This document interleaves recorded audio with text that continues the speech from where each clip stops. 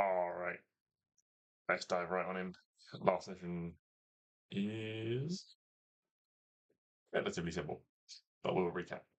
Last time, party entered the lair of Quolnulk, the Beholder turned Death Tyrant. Quolnulk explained some of the history of the city. They were once the spy master in the city whose job was to root out spies and build their secret lab to experiment on star-spawn spies. Empress Jubileus, turning them into undead servants that served Quolnulk instead. As a result of their dabbling with the undead and paranoid about a rival eliminating them, they developed a failsafe which enabled them to survive the disastrous experiment that had wiped out most of the rest of the city. They had also collected many fallen citizens alongside the star spawn and mind flayers, hoping one day to unlock the secrets of revival instead of reanimation. And having seen some of the party's memories, they had experienced with reviving the dead. Keen to work with the party, they proposed that they stay indefinitely while they worked together to turn the city back to the thriving metropolis it once was. The party was disinclined to accept this request, which angered a desperate Quolnulk who was unwilling to take no for an answer and turned on the party, sealing the doors and declaring that if they would not help them willingly, they would help them involuntarily. Quolnulk remained by their control panels throughout the fight, firing down with their eye rays while keeping the party at bay by releasing undead from the tanks around the room. The Stix did briefly dimension door on top of Quolnulk, but was forced to retreat back when his companion Piper began to turn to stone. Hugo found a vent and was melting his way through the gate with his acid breath, trying to open an exit for the party. And this is where we pick things up, diving right back in at the top of the initiative with Stix. There is. Split. So the situation, to remind you, Arwen, you have a circle of life you're concentrating on, or an aura of life you're concentrating on. There is one almost full health mangler within your vicinity, and there is also a lava mage, that is lava, Larva, up, who has recently spawned from one of the tanks and is making their way down towards you. Right. Quolnulk themselves is up on this platform that's about 25-ish feet in the air. There is a tunnel underneath the sort of red and black chevrons where you can run up, or you can try and jump or climb up the sides. Stix is going to go 5, 10, 15 over here. Mm-hmm. He's going to pull out a spear. So Yeah. if I throw my spear, I don't really throw my spear, right? I throw like a ghostly thing So of my you spear. really What throw do I? your spear and then it comes back to you. Ah, fantastic. Then I'm going to throw my spear. This fucker is running Okay. up to us. Because Ben remembered that spears are traditionally thrown. Not traditionally, but they are thrown a lot of the time. And it's a strength thing instead of that thing. Oh, actually, how many first level slots do I have? Oh, I can't remember if these things are like hardy or not. But I'm going to do it anyway because I think it's fun. So I'm going to cast with a bonus action, ensnaring strike Mm-hmm. on my spear, Yeah. and I'm going to throw my. I throw my spear for a 14. These things are quick but not well armored. 14 does hit. Oh, right. So that is just 8 damage because it's a thrown weapon, but with It's ensnaring not going to strike. matter the saving throw. They've rolled a natural 1. Fantastic. So the next time you hit a creature with a weapon attack before the spell ends, writhing, massive thorny vines appears at the point of impact. Target must succeed in a strength saving throw or be restrained by the magical vines until the spell ends. Larger creature has advantage on the saving throw. If the target succeeds on the save, the vines shrivel away. While restrained by the spell, the target takes 1d6 piercing damage at the start of each of his turns. Creature restrained by the vines also. So yeah, it's restrained now. It is takes restrained. 8 and is restrained. Okay. Yeah. Oh, how many charges on my spear do I have? Very, very, very good question. There's 7. Yeah, I'm gonna put a charge of the spear into this guy. Okay. Got 1 charge in him. I think next turn I'll activate. Um, and yeah, that's bonus action, and then Stix is going to move then back over here. Okay. They keep giving everybody his bonus. Wait, actually, I think is there a way I can get a bonus to I everyone? But don't think so. I could run here, and then Arwen only has to move 5 feet to get my Mm, bonus. yeah. But I think that's, Yeah. I You think do have your second attack. I do, but my spear's been thrown, hasn't it? And then it comes back to Yes. me. It comes back to you. Oh, like immediately. Oh shit. Okay, then I before I believe so. I mean, say yes for now. I I'll double check. But thought it was like a thing where it comes back to me then at the start of my turn, and then the next level up, it'll not maybe it prone. does. No, that's You the get wrong it. button. How much I can pass? It's the problem with making items. You forget what they do. Okay, so just replacement is having because we went back in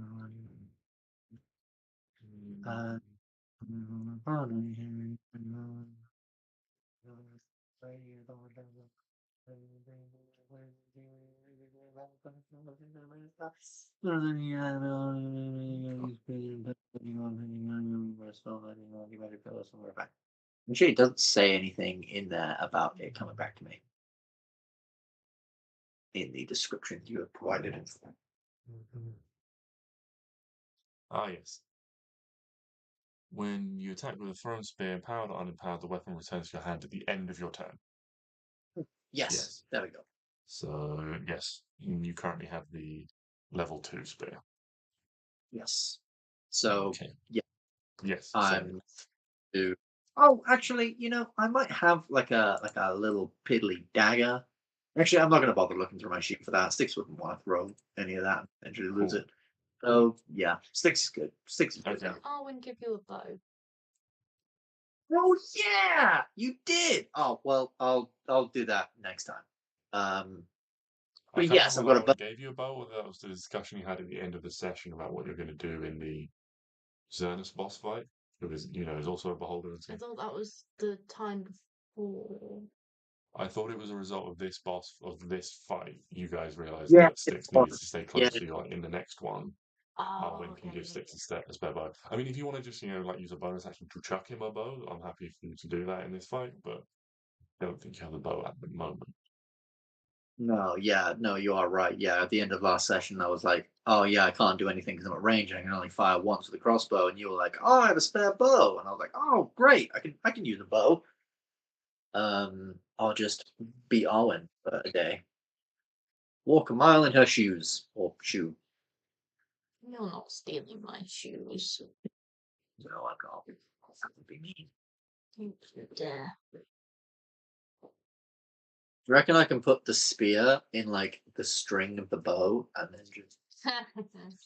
Um, Not well. Yeah. The Probably player not. action, a fourth mangler is ejected from another tank. Again, this familiar sound of draining water, a little bit washing out. Let's get a sprint. 5, 10, 20, 25, 30. So 10, uses dash to get right up in the face of Klari and Piper. Oh, And then it goes to the other one who is restrained. I believe they take some damage. Sticks. 1d6 piercing damage at the start of their turns. Okay. Remember, the vines can use that, or one that can touch the creature can use its action to make a strength check against my spell save DC. Okay, well, roll me that damage. So yeah, 1d6. Coming right at you. 3. 3 piercing damage. As it thrashes around with its many limbs. But it's definitely going to use its action to break free. DC Just real 14, it looks like. Is that right for... That doesn't seem right for Stix. isn't right for Stix. You're right. Something has gone wrong there. Well, My spell DC is 18. right, okay. Well, they have not beaten an 18, so they are trapped for the time being. And Stix is just concentrating on that. Oh, So that's yes. their turn. They are stuck. Piper. What's Piper doing? There is a Mangler has rushed up in his face. You remember these things when they entered, they seem to have a very quick, like flurry attack, doing multiple attacks. They seem to open up with, which it'll most likely do on its turn. Hope we don't want none of that shit. So, wait, that's Stix's thing. So Piper is going to.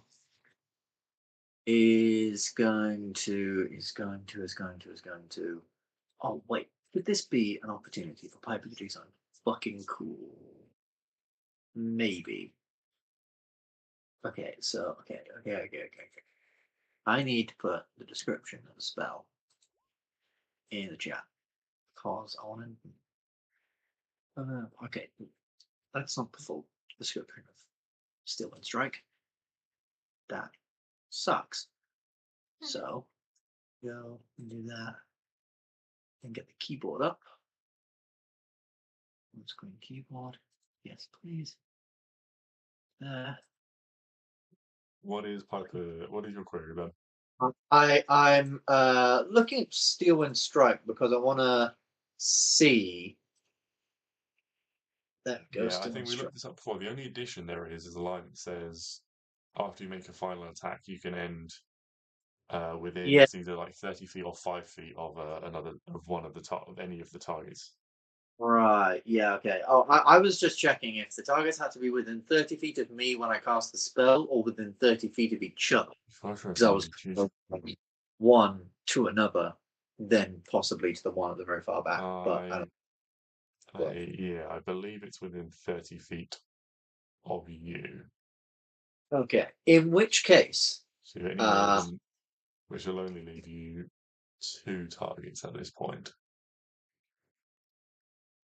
yeah. So what I'm gonna do instead is I'm going to Yeah. The way I see it is it's almost it's almost 5 simultaneous strikes. So you've got to be in all. It's like you're in 5 places at once. Yeah. No, that's fair. So I'm gonna do Green Flame Blade against this bugger. Okay. That should be a decent hunk of damage. So I make a scimitar strike against it. Natural 1, unfortunately. Maybe caught a little bit off guard, or this thing rushing in so quickly you mistime your strike. Your steel and strike just misses. But because I have, because it says in it, I make a melee attack. Does that technically mean that I can use my bonus action to make an offhand attack?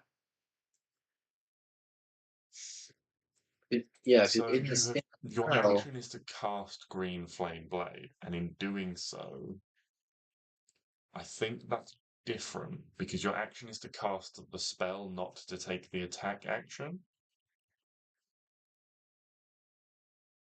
Yeah, make a melee attack with it. Make a melee attack with it against one creature so you're within 5 feet of you.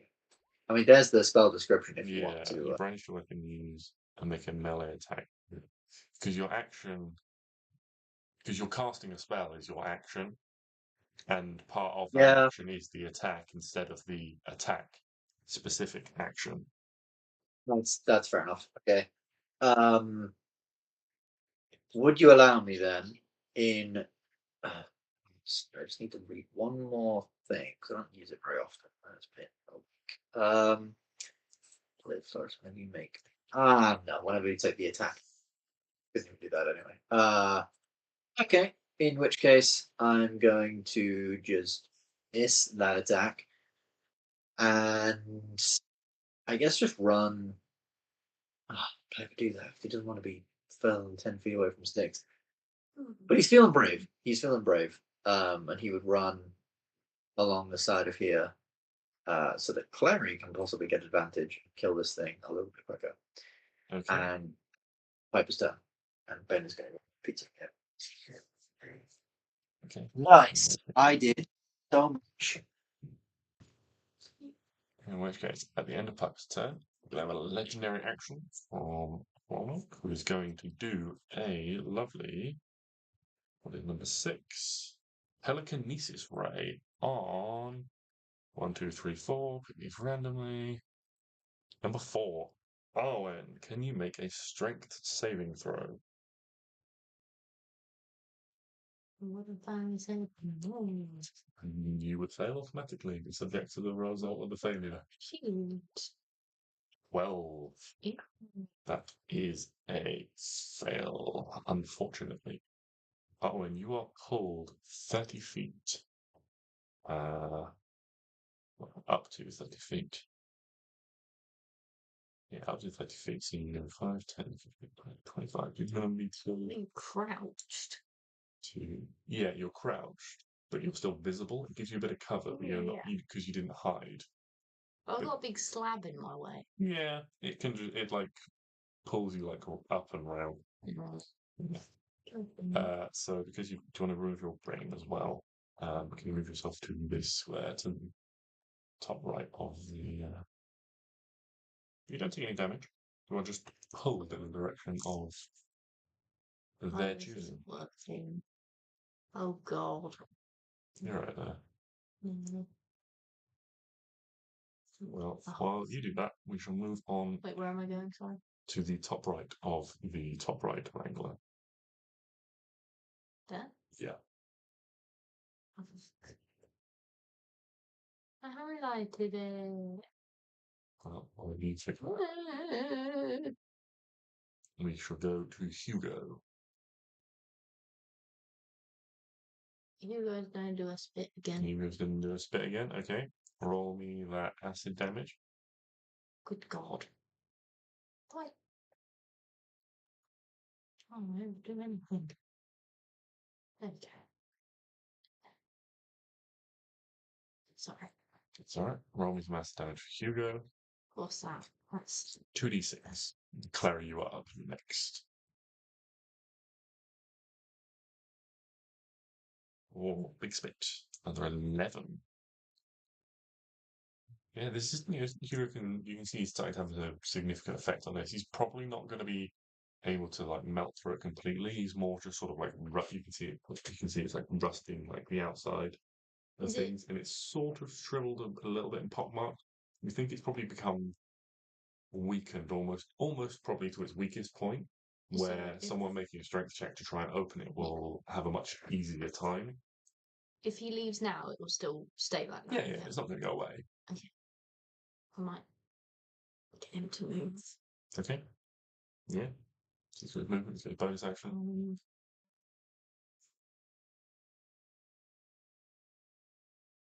Can he sneak and fly kind of over here? Yeah, make a stealth check. I can't see like the lines. Yeah, the squares are a bit tricky up there. Can you say a stealth check, sir? Yeah, I mean, he's going about 30 feet, you can get to about there. 22. Okay. 22, just where your mouse is. A little bit to the left.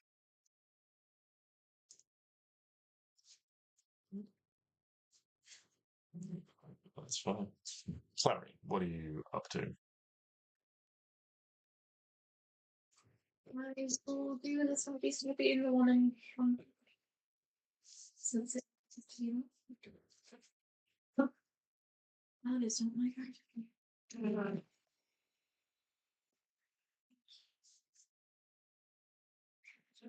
Hang on, my character sheet's frozen. There we go. 27.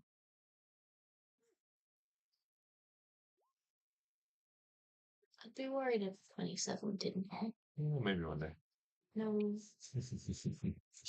Hmm. And what's that? 30, 40, 46 damage. Is that the highest sneak attack you can? Oh my god, it's not. That is, King hell. yeah, 76. Oh, So That's a good roll, isn't it? that's about 3/4. This isn't even Clary's final form. King hell. Yeah. I think, I can't remember how much it goes up to. It's like 9d6 or something like that. 10d6 at 20th level. 20th level, yeah. Which is just fucking crazy when you think, yeah, someone's just rolling out 10d6 every fucking turn. Rogues be busted, man. Stars like that. No, he never got that high in damage. No. Well, let's say this lovely. Out to me. Any bonus actions, any movement? Clary, from you.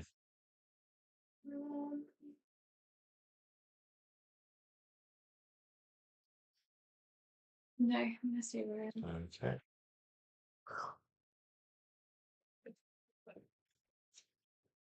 In which case, excuse me, we are going to go to the big man himself. Which raise are we going to get? We're going to get a 10. This is already gone. 2, and a 5. 10, 2, and 5. And they are going after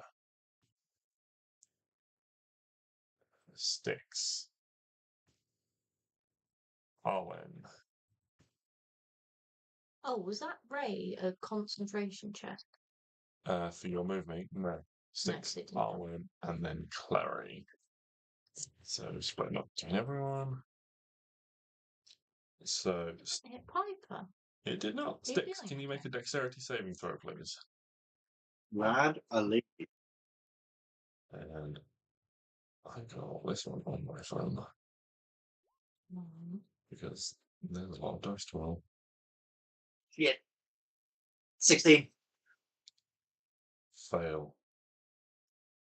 Uh-huh.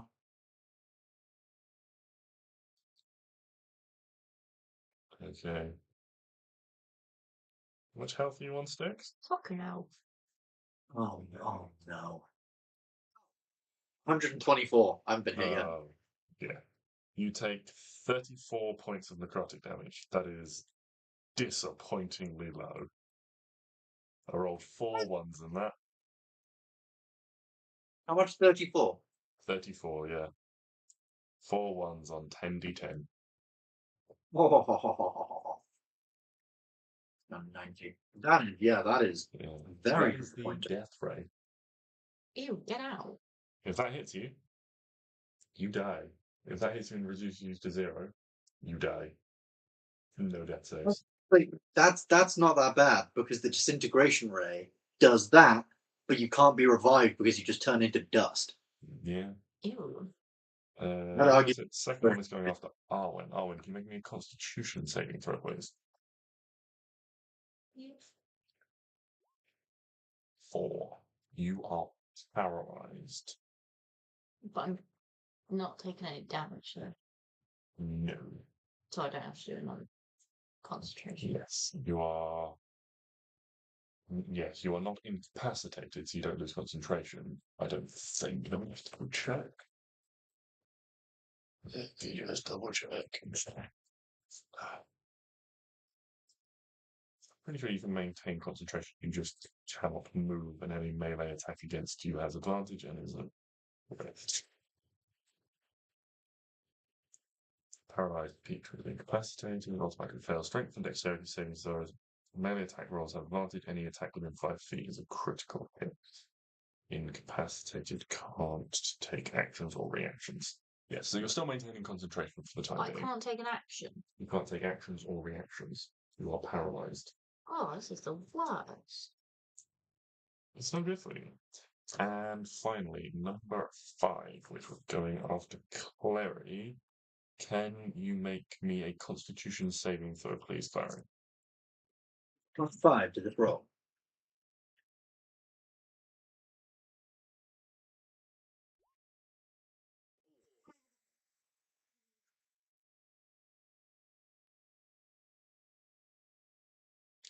A 19, you pass, which means you will only take. Is this half damage on a save? Yes, this is half damage on a save, so you take 18 necrotic damage from this one. A beam similar to the first, but not as powerful, flies down at you. Actually, on what?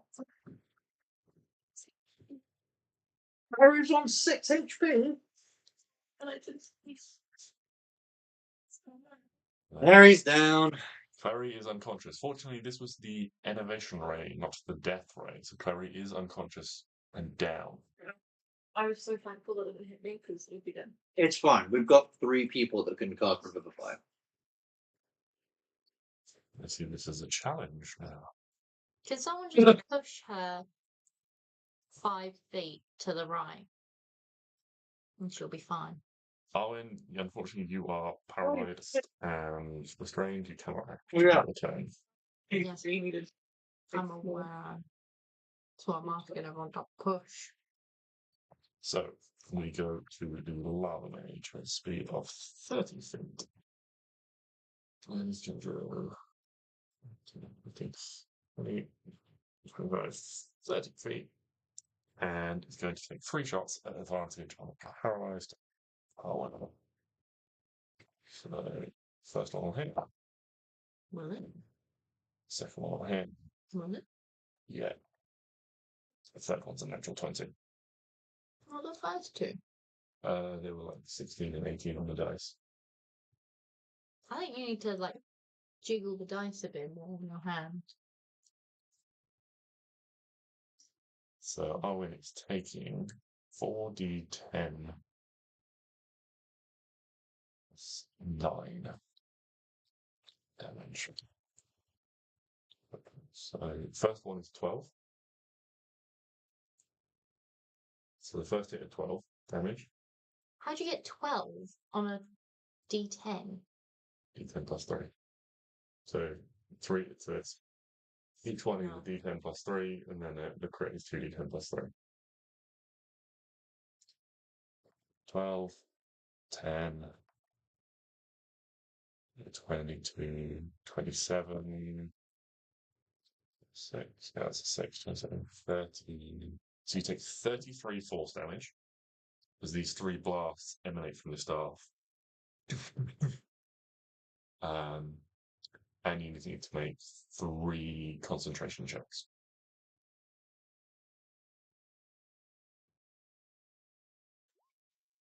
14 passes, 12 passes, 8 fails. The aura of life on that third attack, critical strike, breaks your aura of life. Guys, How do we try and get rid of getting scared now. Move yourself, highlight the circle, delete it, move yourself back in. It's the easiest way. And, well, So, that brings us Owen- to the end of the round. Paralyzed. Can you press So- the delete button? Stix, you are at the top of the round. Move it down so that. Oh, that okay. goes away. Saving on me. So Stix at the top of the round. He's seen Arwen is paralyzed and Clary is down. Okay. Let me just read up on something here. Fuck, end one spell on yourself. Shit. That doesn't help things. But because maybe it's not so true. Maybe. Just maybe. It's awful.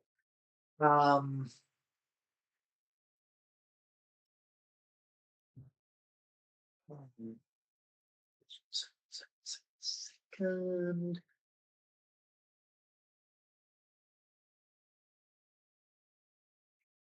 Yeah, so realistically, Stix build this No, thing. I'm trying to see how far away we could pass. So Stix is going to run past Klari, and as he does, he just shouts something like, "Klari, get up!" And in doing so, he will give his no longer free healing word, but level 2. No, that doesn't matter. Healing word's only 1d4. Level 2 ain't gonna do shit. So you're gonna get a level 1 healing word to you, Klari, which will get you up off the ground. For you know what, I am gonna do it at level 2 actually. Wow. You gain 7 hit points. You are awake. But in my run, awake. 10, 15, 20, 25. So now I'm within 10 feet of Arwen if she needs to make any saves. And as I run and I do the sort of what's it called? Achilles leap with my spear, and I'm gonna stab the fuck out of this restrained boy. Mm-hmm. Yeah, make 2 attacks with advantage. Advantage. So 29. I'm assuming hit for 8 plus 6. Question.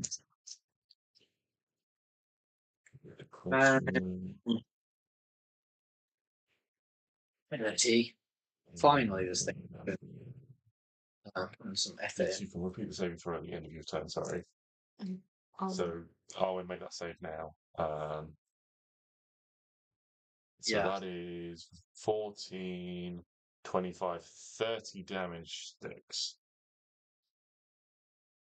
To number 3.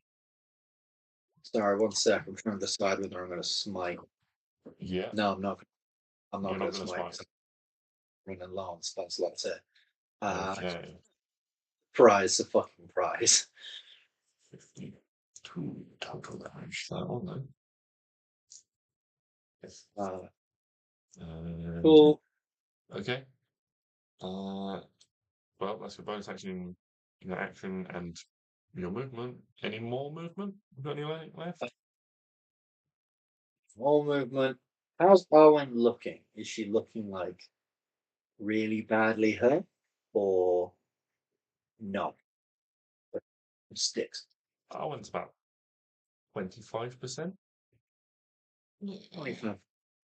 We can work with 25%.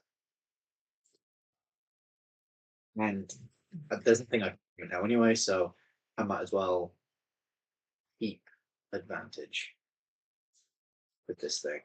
Okay. Cool. I'm done as Stix. Okay. In which case, He also like in running past definitely gives Piper a glare like fucking pick it up. Yeah, like do something but in all in the eyebrows. Basically gives him a whole monologue about how he's doing shit, but all in the eyebrows. Middle finger. He doesn't have a hand space for middle finger, unfortunately. We just spear. Did you just go like that to Ben? Because all I saw was an arm just go. I was saying, you said it, but saying like do better, but all in the eyebrows, and I was like, and the middle finger.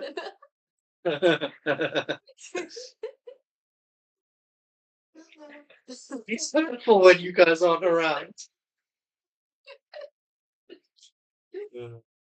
Right, after Stix, then as they roll one initiative goes this Mangler, who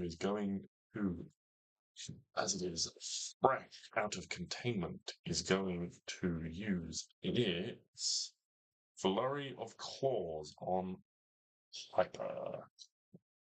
So we've got 6 attacks against Piper. 6. Yes. I've just looked at his HP. Do not bring it, bitch. Do not keep it where you are. What is Piper's AC? Piper's AC is 16. 16. First attack misses. Second Well, one hits. It's good. Third one hits. Fourth one hits. Fifth one misses. You chug that. Probably for the best. Sixth one hits. So you got 4 out of 6. So you are Yeah. taking 4d8 plus 16 damage. I don't think Piper's around anymore. So 6. Guys. Finish that one. 6. 7, 10.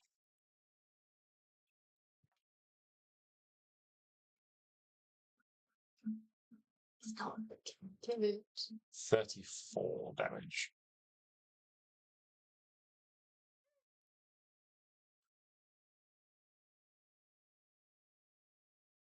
How many HP? I'm still alive. Oh, I thought you were worse than you were. That's No, I what- was on 54 HP, which is pretty good, but I'm just I'm now like, if Death Tyrant, gets bad juju, Piper gone. If Death Tyrant gets bad juju, let's face it, fucking any of us are gone. Yeah. Oh, brother. Oh, guys. Not good, guys. Who's next?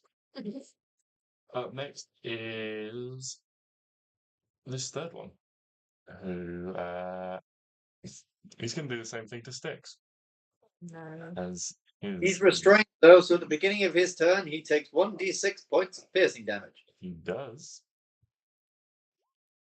3 again. 3. And these will all be at disadvantage. Disadvantage. Aha! Get fucked, kid. He needs to be 22, 21, 20, 22. 22. 22. Right. What's he got in his locker? He's got an 18, Some compare smelling socks. 16, a 20, a 20. What's that all on? An 11, and a 19. So they all miss. They all miss. Fantastic. What's your AC? 22. Oh, Paladin. Oh, Christ. AC and hitting things is my mojo. Do not feed the power of Zuriel. Piper, what are you up to? You have just been heavily slashed by this mangler that is now sort of breathing laboredly through the exertion of this massive attack. Piper is also breathing rather labored and is very upset. So, there's things I want to do. You're running out of time. All right, JJ, Mm-hmm. how far is... Okay, can you, like, put a pin... Not put a pin, but, like, ping where is there a space that is 30 feet between the 2 manglers and the Death Tyrant? Is that a space that exists? Because I know you said that because the thing goes, it is a little bit like less space. So, does that exist? I think 30 feet between the 2 of them it's like 80 feet on the map, so it's gonna be, I think in the heat of battle, because this is a little bit wishy-washy, I'll say Yeah. if Piper Brilliant. rolls a perception check that's like good enough, he can like rush in and maybe rush himself into a spot. It's going to be one or the other. You can. Piper ain't seen shit, so he's gonna go for his other plan then. He's running around like this. Yeah, advice. Yeah, he's going to do it. So, Piper is going to incur the attack of opportunity and run 5, 10, 15, 20, 17. 25. 17 does hit. So 12 damage. Piper's got unlucky. I've rolled a lot of 8s on my DX at the moment. 8 HP. Love it. So then, Piper is going to pull out the big guns and cast Steel Wind Strike against the 3, like the Lava Mage, because that's within 30 feet. Yeah. This boy in front of me, and this guy over here. Okay. So that's 3 attacks, and if they hit, they deal an extra 6d10 damage. Yeah, go for it. Roll me 3 melee spell attacks. Melee spell attacks, so that's actually better because that's done with my charisma. So I'm just going to roll charisma and then just add 5. So that's a 17 on this boy next to Klari. Yep, 17 hits a mangler. I'm just going to roll. Fuck it. I'm just going to roll 2d20 and then just add 10 to whatever they go. So then that's a 27 hits. Then Another 27. Right, so they all hit. So they all deal. So the first one against the one next to Klari deals 6 plus my. That'd be. It's 60, Does it 10. deal?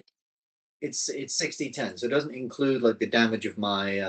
It doesn't include. No, it is just 60-10. Okay, that is perfectly fine. So they all take 29 points of damage. I believe it's each. You roll for each individual one. I mean, you can roll once if you really want, but I think it's up to you. Because each one is an individual attack, so if you're making melee attacks, you roll them individually. Yeah, that's fair. So I'll do individual. So the first one takes 29. 60 to 29. Second one next Arwen takes 28. Lava Mage takes 44. Okay. Let me just. So Lava Mage is fine because they haven't taken a hit yet. Now I need to do some quick maths. 29 on that. Yeah, it's basically like. Do it. Piper just fucking does like runs out into the space. Yeah, that will do that as well. So yeah, Flurry, Piper. like Gambit. No, not Gambit. What's his like Nightwalker from the X-Men movies where it's like see like shadows of him moving around. He just slash, and then he appears back next to. He's going to appear sort of. Oh, it's within 5 feet of one of them, isn't it? So he's going to appear sort of. I guess. Within 5 feet. Which one would he appear in front of? It'd be in front of. Probably. He is a bit of a scaredy cat. I'm very sorry, Klari, but he is a bit of a scaredy cat. So he's going to be here. But he is then going to give his bardic inspiration to Arwen to try and make sure that she gets out of this paralyzed state. And he just like as he appears, he's suddenly no longer holding his sword and holding his lute. Like, please get off the floor, Mrs. Arwen. Please get off the floor right now. Yeah, so after this like devastating whirling dervish, these 2 manglers just drop to the floor, like all their like arms and limbs like severed, blood slicking the floor. The Lava Mage looks relatively unscathed by comparison. You can see there are like slashes in their robes, revealing the sort of like the weird like worm structure that makes up their body. And you can see even then like a few of them have fallen to the ground and split. There's a bit of like blood seeping into the robes, but their form seems unchanged as the worms reconstitute themselves back into the shape of a person. But they definitely took the full hit off that. So both manglers are dead, which brings us to Hugo. What is Hugo doing? Look at the numbers. Okay, so he's kind of there. So Yeah, he's like the equivalent of like there. he's like 15 feet ish. So if we go 5, 10, 15, 20, 25,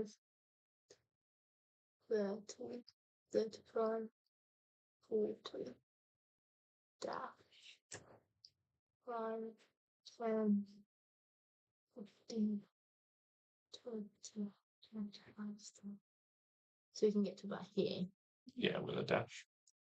Okay, so that clump bit. Ah! Blah. Can't really see. Doesn't like here. I'm just gonna go to that.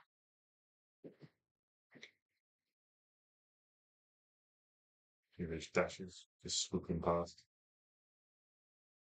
Any actions? Bonus? Is that an action? Bonus action? Well, his Can he- dash can. Can he dash as a bonus action? I 'Cause think so. Yeah, he can dash as a bonus action. So do you want him to do an action before he flees? Do you want him to dash as an action as well and get somewhere else? The help, right? Sorry, can we go through helping again? So his help when he needs to be close to within 30 feet of the Of the target. target, not of the friend who's Yes. doing shit. Ah, damn it. Okay.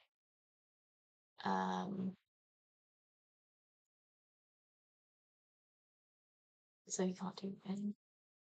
You can make an attack before he leaves. Okay, can he have done some acid? Yeah. Because he was within 15 feet. Yeah. So what 2d6 for me? And the one thing they don't have is dex save, so that's going to be a fail. 7. Oh, so close. 7 acid damage. So close to what? 6. Okay. Now Hugo quickly wings his way down. Yes, he does. Okay. All right. We have Klari, and then we have Quolnulk again.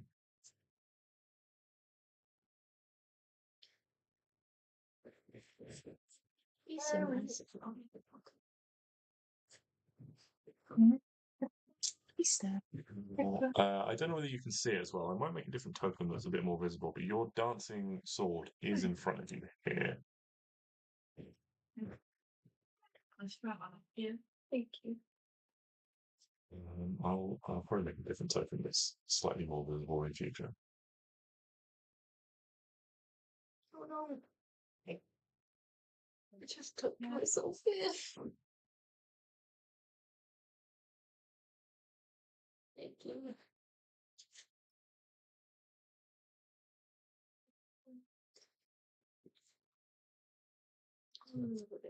It takes half your movement to stand up from prone.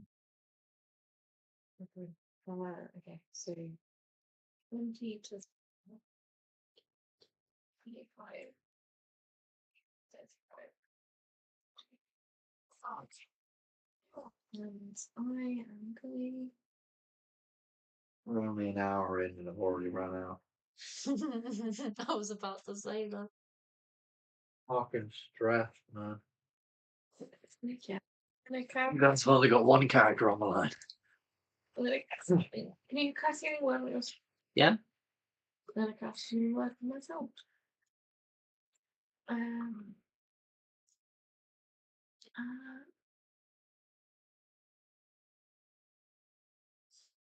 So one's Only a D4 for every level up.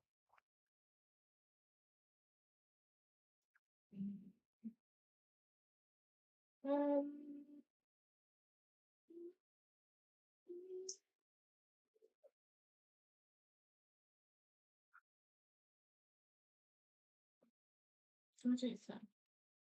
Oh, third level healing word. What are you thinking, Yeah. Klari?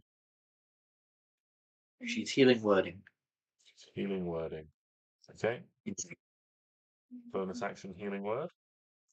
Healing How many word? d4 is it for? 3. 3d4 plus 2, I think. Yeah. Third level.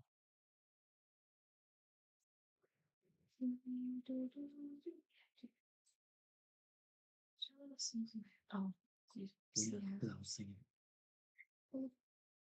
You were third level, 3d4 plus 2. So Mhm. 10 hit points. Might save you.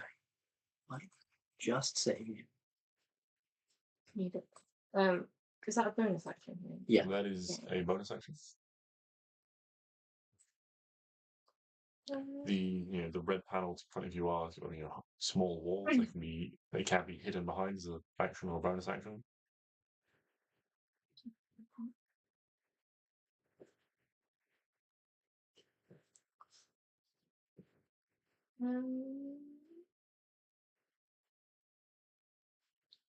I can stand on dead bodies, can't I? Yeah. Can I say I moved on that one instead of flying? Just stand on him. Yes, you're moving up. Do you say you're going to hide as an action, or are you taking a shot? Yeah, I'm gonna hide. Okay. Yeah. Just roll a stealth check for me, real quick. What is Ray managed to get you? See, the ray would be bad, but also at least if I pass, I wouldn't take any damage because. Sure. Depending on the Ray. Well, no, because my. Oh, yeah. So that is. Something like con saves, though. 22, But though. yeah, con oh, no. saves. Technically 25. Con saves. So. Yes. Okay. 25. All right. Okay. We have Quolnulk once again, who, having spotted Hugo, rises slightly higher into the air to get a view of the entire party. Oh. And has rolled a 6 and 8 and a 10. So up Wait, first, isn't the 6 the bad one? 6 is telekinesis. Oh, 6 is fine. 10's the bad one, I think. So, Oh, is it? I thought it was like 6 or 5. Or is like 10's of the death ray or some shit. Thing. From what he said earlier, because I think he rolled it a minute ago. 1. God, I'm running. Alrighty. Okay. Stix, can you make a strength saving throw, please? Yes, Sherry Bob. That's 9. 22. Okay, so you are fine. You feel his telekinetic grip try and push you away from your allies, but you manage to remain in place. Can Hugo make a dexterity saving throw, please? Which one is this? Oh, please, my boy. Is Wait, this where the is death Hugo? ray? Are you killing him? Wow. Wow. Just wow. A 12. You watch as Hugo gets hit by this ray, and a familiar grey sheen comes over his scales. Oh similar no, he's to being turned to stone. No. Piper No. earlier, and he falls to the ground in place. His wings slowly stop moving. He has become restrained. On his next turn, he will make another saving throw. Unless something happens before that. How do you not? How do you help? He needs to pop save. Bonuses to saving throws I and don't things. know. I don't know. Don't worry, Piper can If possibly he help. dies like this, will he come back in his pool cube? Petrification is not there. So he'll It's just- just be petrified for life. Petrification can be cured Yeah. with a greater restoration spell or higher level magic like that. As a druid, you can prepare greater restoration, I believe. So we would just Piper would just open up the pavilion, and we'd like put his body in there, and then done, and then wait till tomorrow until you can get that spell. And what did I say? Piper. Can you make me a Hello. dexterity saving throw, please? Yeah, that's fine. Which is my trope. Oh, 24. But do I take half damage? Is the question. You do not.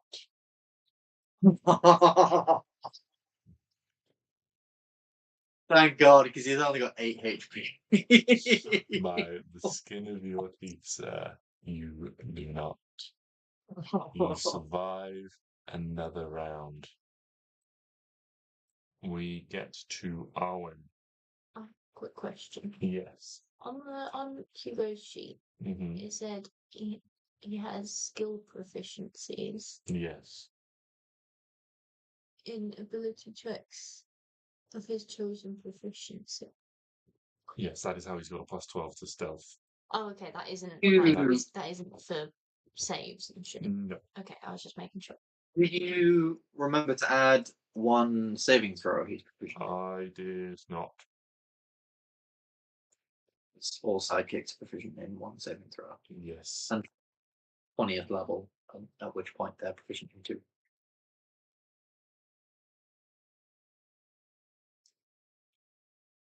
I did not.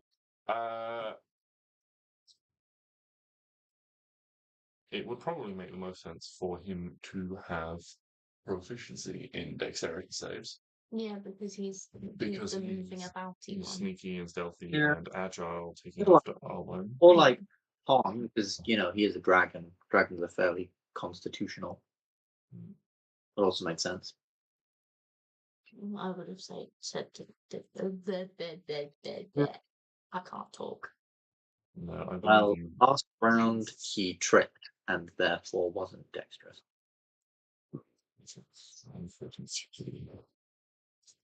Well, I'm just looking up the proficiency bonus of a sidekick.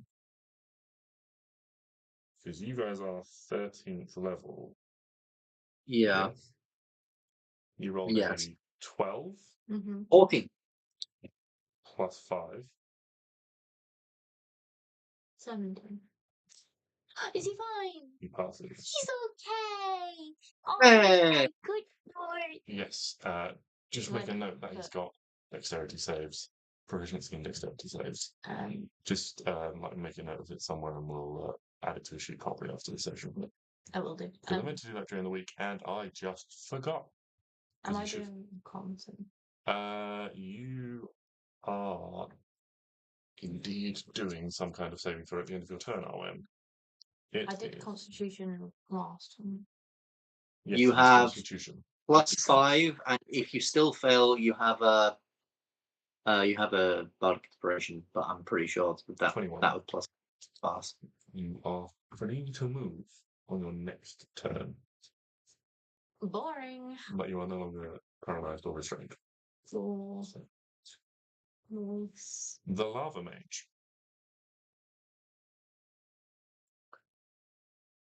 The Lava Mage.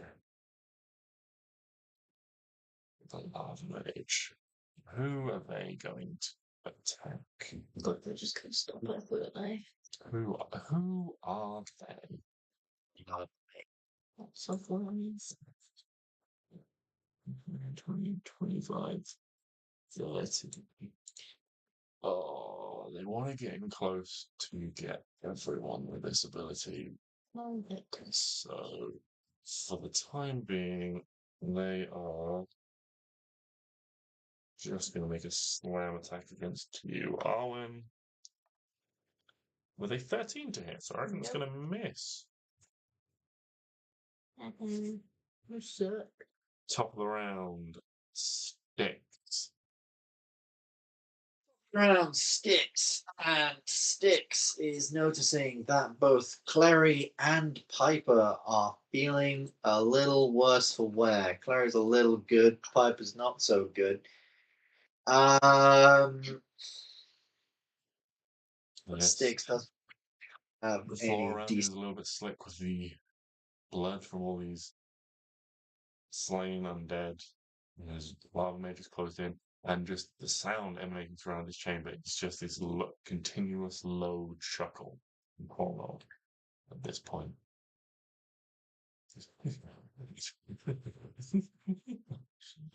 Oh, it's time. Oh, what's happening?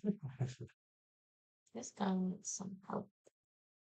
Yeah, he really does. All right, so I am going to. See, the thing is, I could heal people. Like healing pipe is probably something he should do. Piper's very, very low. But yeah, he's gonna heal Piper for it. He's gonna heal Piper for 40 of his lay on hands. Okay. With his action. Mhm. Because he's like, okay, fair enough. I told you to bring it, and to your credit, you did somewhat bring it. I mean, I could have done that, but just saying, thank you for doing that for me. So like, moves over there, does that, walks back, and then is going to bonus action healing word Klari at 3rd level. Because I really should have gone after the lava mage, but I've done this now. It's 3rd level healing word 6 plus 5. Klari gets 11 more hit points. So better Klari. Yep, 28 hit points now. And that's gonna be Stix's turn, I guess. I guess he'll probably stand somewhere a little more like here. Throw a little bit away. Okay. Yeah. All right. However, Dora is happy. Okay. There are no more manglers. So a freshly reinvigorated Piper, having just been healed 40 hit points. What is Piper doing? Piper is somewhat reeling by the fact the big scary paladin gave him a compliment and has decided that he's had enough of this big motherfucker's bullshit. So, yeah.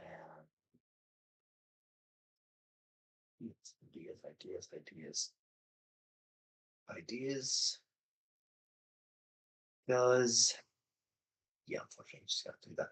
So Piper's going to do Scorching Ray, just a base 2nd level, because that's pretty much all he's got. Actually, no, he's going to do Dissonant Whispers at 2nd level against the Lava Mage in front of us. So can the Lava Mage make a... Sorry, did we learn that these things are like immune to psychic damage? I feel like I remember that, but I can't remember. You cast it against the Hulk, who was, but that's the only one you've used psychic damage against. I'll tell you what, then. Piper isn't completely dumb. He possibly thinks that these things all coming from the same vats of stuff. He's actually going to do 2nd level, 2nd level Scorching Ray. And he's going to have, so it's 3 things at 2nd level. So 3 rays. So 1st ray is going to go towards the Lava Mage. The 2nd and 3rd rays are going to go towards the big boy up top. Okay. So 20. Fuck, I'm doing it. Did that one as Klari, but that's a 17 against the boy in front of us. That's gonna miss. 17 against the. It's gonna miss. Fuck. Then the big boy up top. That's 25. 25 And a that's 25. a big boy. So that's d6. 16. Not terrible. Against the big death tyrant. 16. Yes. And he's got nothing as a bonus action, so he's good. As the second scorching ray hits the death tyrant, you see the skull. The eyes slowly burst, the glowing orbs, one by one by one. And this chuckle, this laugh, grows in volume. The skull itself becomes blackened and burned, falling to the ground with an audible clunk, and the singular red eye remains floating in place before it is whisked up, disappearing amongst the tanks suspended in the ceiling, and this laugh just emanates throughout the room, almost amplified now. I told you I came back. Do you think you could really kill me? I told you I have all the time. You may have destroyed what was left of my body, but I have all the time. I am this city, and you are not leaving. Okay. The other, like, like the glowing eyes all around, they're gone as well, right? Yeah, all the So, glowing eyes are gone. The singular red orb remained, and it got up okay. out of sight, pulled back somewhere. Okay. That Yeah. you can't see from your current position. Okay. Yeah. Piper just screams out, "Fuck!" That's just. Uh, oh, yeah. And that's going to be his turn, I Okay. guess. Now, possibly paying attention to the door, because so Hugo was trying to burn away the door that's like way up here, right? Yes. Behind the throne there was a grate, a sort of a 3-foot wide grate that Hugo was potentially attempting to weaken so that you guys could potentially escape that way.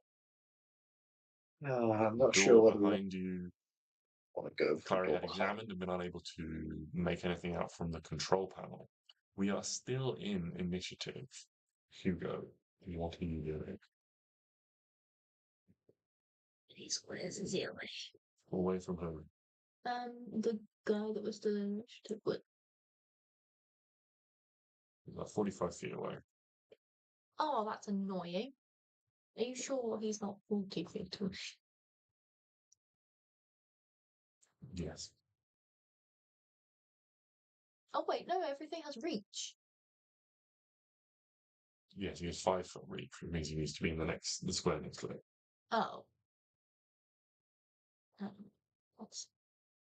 So I can get to next to Arwen. Yes.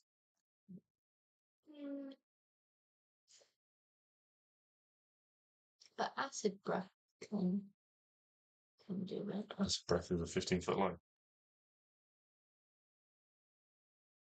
So yeah, so I'm gonna do acid breath. It could be a fail. Woohoo!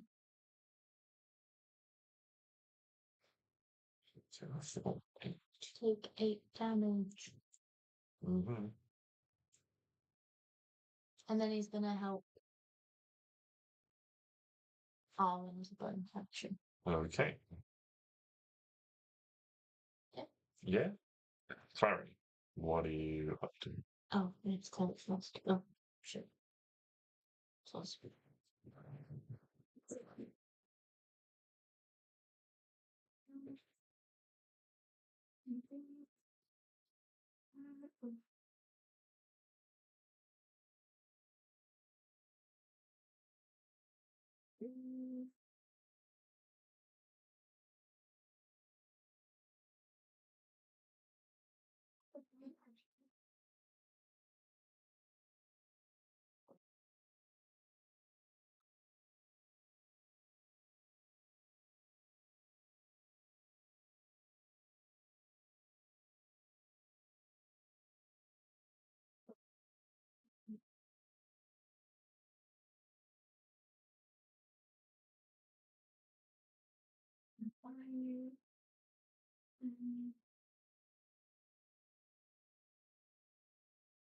I get advantage from Hugo? Yeah, you can get advantage from Hugo. Oh, 15, 20, 25.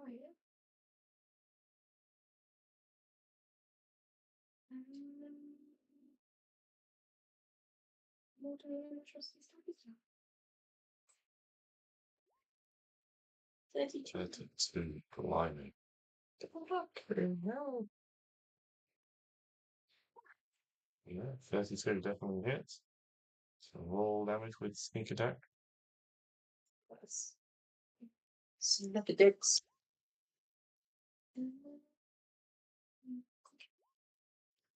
Negative. 32, 41. And a staggering blow. Yeah, staggering blow, leaving this creature bloodied.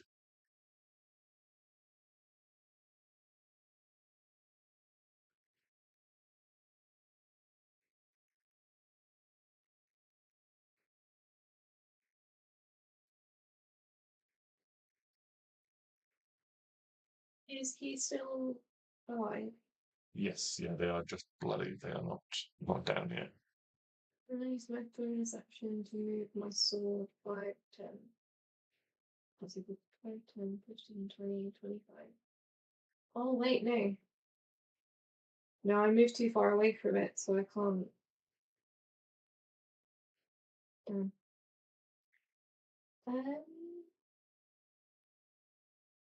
I will stay where I am.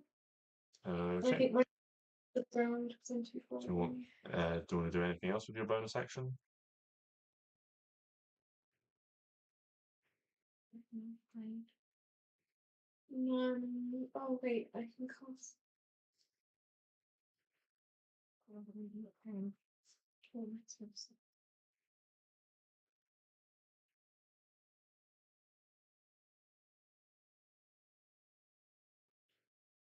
I will cast Healing Word at 2nd level. Okay. Just on myself, though. Yeah.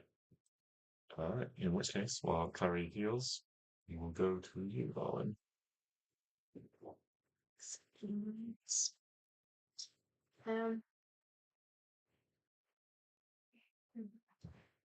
I will give it a whack.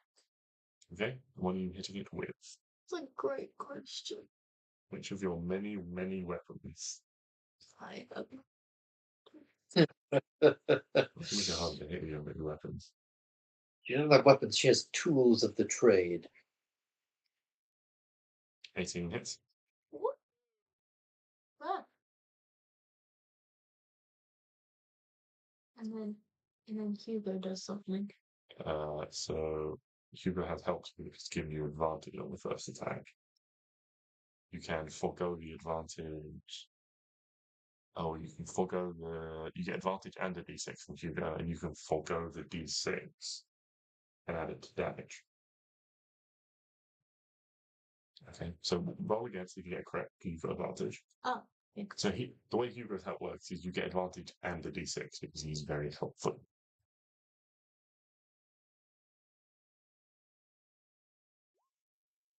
Oh, correct, but you do hit. So you can add that extra d6 to damage from Hugo.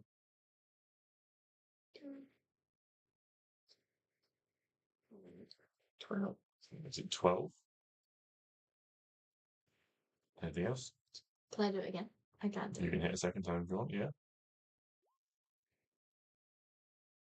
Unfortunately, 12 misses. If I stood here, would I get advantage from cleric?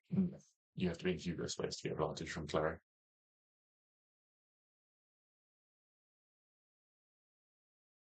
Shit. Okay. Alright. It is now the lava mage's turn. Everyone has so helpfully moved. So very close. Can I move? You can move if you wish. I'd like to do some moving. Okay. I'm just going to take an attack of opportunity against you. No, not everything. Oh, yes, you are mobile. Mobile, leave me be. Okay, well, it is still going to. Not hit me. No, Like run away. it's going to step up and. Where is it?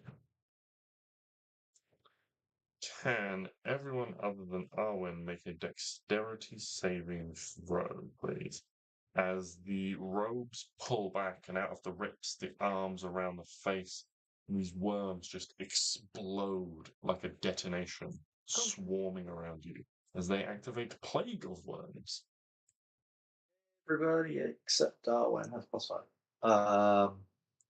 So if you go to the plus 10, either technically the plus 10 because he's got proficiency and he's got Stix's bonus. You got 15. What points? Don't want enough. That's 2 trample legends. Because I'm an evil figure. Hey, move. Yeah, I need some D8s. So that's Stix with a 21 and Piper has 16. Okay, so Stix passes, Piper fails. Where's my D8 gone? Oh, there it is, I'm blind. And so Klari passes, Hugo fails, Stix passes, and Piper fail.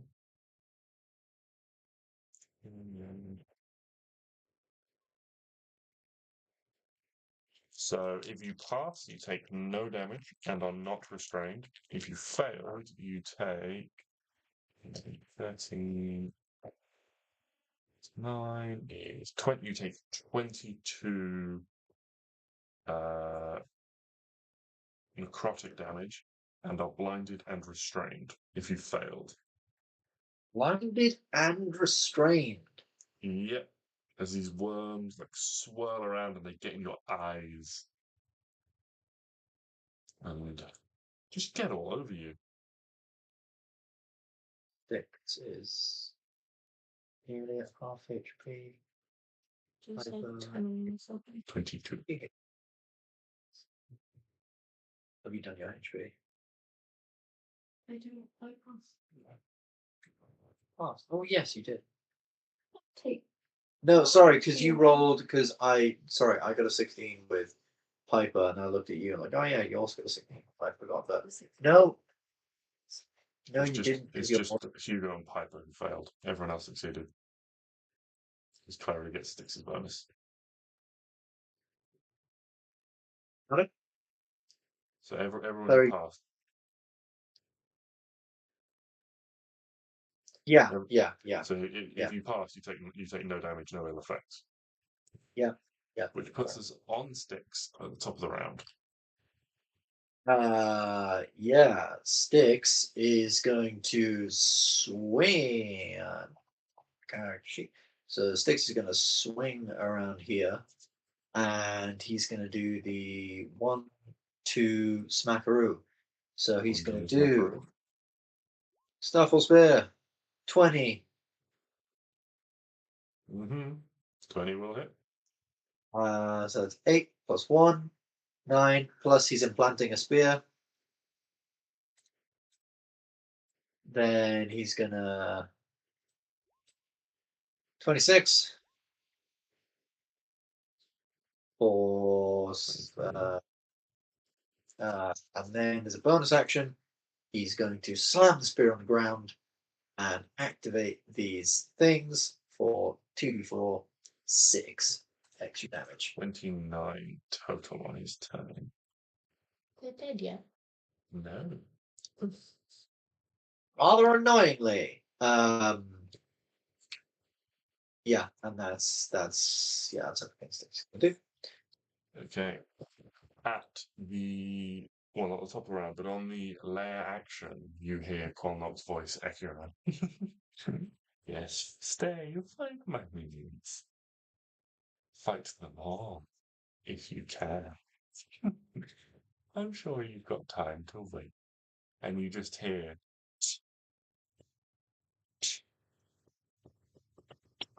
the sound of one after another, many more Oh. tanks around the room begin to open up. Oh, This room is cavernous and a ways off, but these sounds echo through the darkness. And you know that there are many creatures coming after you now. guys, we got to boogaloo. We have got to boogaloo. I I've say got. we go up to where Hugo's already loosened the thing. Yeah. All right. Cool. Because we know sounds how to open that. I was just there. Yeah. Piper, you are I first. was going to say otherwise Piper could turn into a big ape and smash in the door behind us, but I'm gonna trust you on that one. So Piper's gonna slash at this lava mage. With his scimitar. 25. I'll hit for sure. 6 damage plus he's going to use his blade flourish, defensive flourish. It's going to roll d6. Fuck! 1. He now has +1 AC.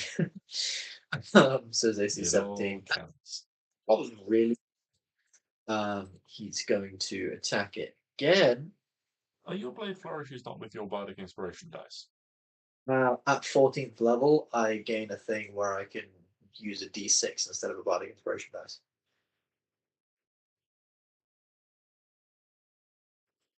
I don't understand how that's better. Because I only have 2 bardic inspiration dice left. Right, so you roll a d6 Right. instead of... Sorry, I thought you Yeah. were replacing your bardic inspiration with a d6. I was like, I don't understand why you'd want to do that. Yeah. But I understand now. Okay. Yeah. Oh, I don't know. So rather than using a bardic, he basically uses nothing and rolls a d6, or he uses a bardic inspiration and rolls a d10. So he can do that. He can do his blade flourish for free, basically, but it's not as good. Mm-hmm.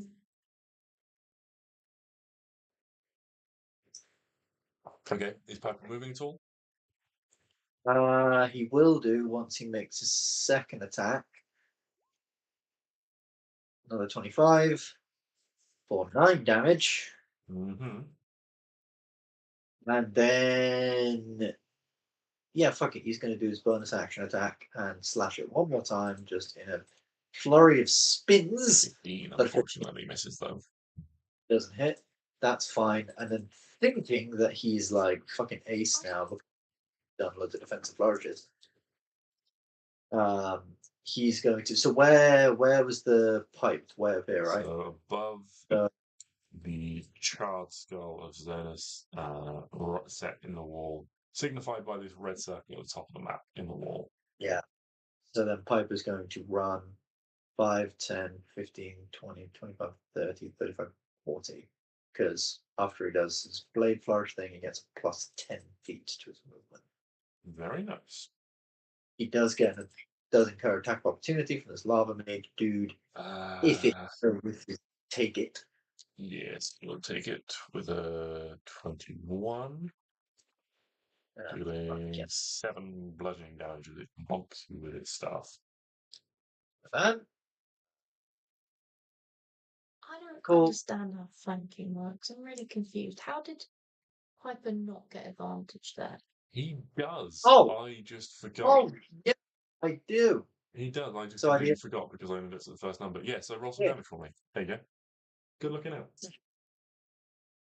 Thank you. I'm clever sometimes, but I don't understand. Yeah. No, I just looked at the wrong number because I didn't consider the flanking either. Okay. So yeah, That's it's good looking out. I also looked at the wrong number. It happens. Yeah, Everyone's stressed. Everyone's trying to manage many things. Yeah, no, I just don't understand flanking. Well, flanking is easy. If you're directly opposite on the other side of the thing, you get advantage. Yes. I'll explain it after the session. Thank you. I'll draw some lines on a grid. That's like maths, so I don't quite get it. All right. So Piper, Hugo. What is Hugo doing? Hugo, we go. It's not really in a square, is it? Oh well. If you move slightly to the right, it'll be directly above Stix, and then it'll be popping in a square. If he goes here, if he does his line of acid, he won't actually hit Stix, would he? Because it's a line, it's not cone.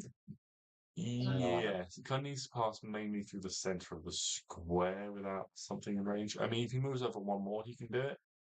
So it's not too big a deal. But if it was like tight like that with Stix, in future, Stix would be sort of in danger. But from there, he's fine. I'll do a little Yep. So let's save. That is. Oh, I don't actually know that bonus. That's gonna be close. What's the oh yeah, they got 20, they passed, so they're gonna take, is it half damage? I think it's half damage. So half of 73. Yeah, I mean all these blows are adding up. And then You can see many of these worms are from the slashes, from the acid, have fallen limply to the ground. I'm not gonna worry about this because I have just remembered Piper is restrained and blinded by worms. Oh yeah. I can't bother to undo all the damage and stuff, so just stick him back where he was, and he can repeat the saving throw at the end of his turn. Sounds good. For reference, the damage he did was 20 damage. 21 damage, sorry. So if you want to add that back onto the bad guy. I mean, okay. Well, he would have had disadvantage, so it would have been normal rolls. So actually, you're only going to lose 6 of that damage. Yeah. Okay. Fair enough. So Cool. Yeah, but but you can he's repeat the blind. saving throw. I want to repeat the saving throw. It's a dex save, right? Does he repeat the saving throw, or does it just end? Yeah, repeat the saving throw at the end of its turn, ending it on a success. Cool. So Dex save. dex.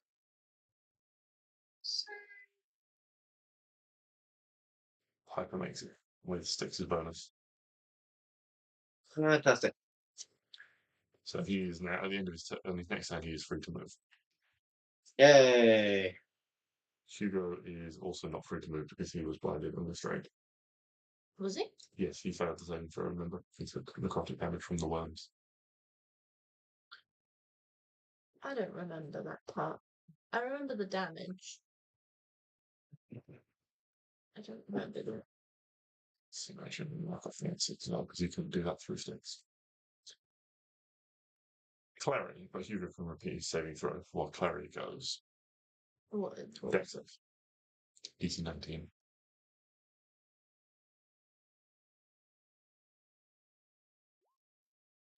It's fine.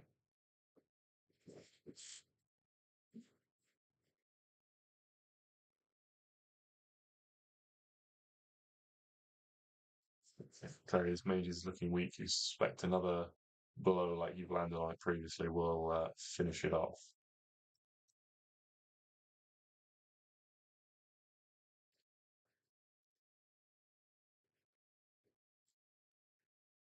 I can never remember how sneak attack works. Do I get sneak attack if an ally is within 5 feet? Yes. You just have to have an. You don't have to. Well, it doesn't have to be an ally. You just have to have another enemy of the target threatening the target within 5 feet. Okay. So if there was 3 different sides involved, the enemy of my enemy is my friend for a row. Yes, you get sneak attack.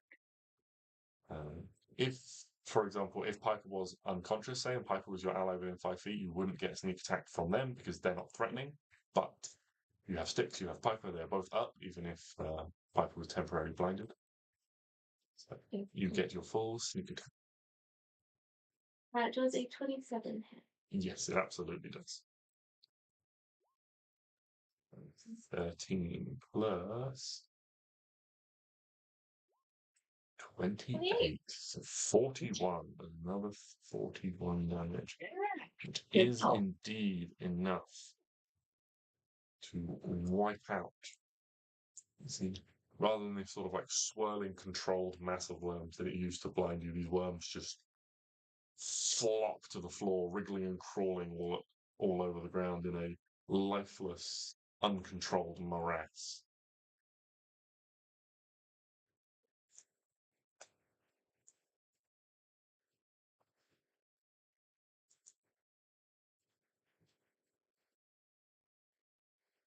action. But any movement on your turn?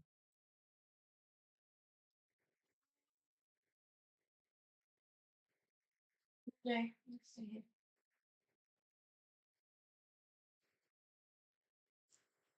I will say where I am. I think.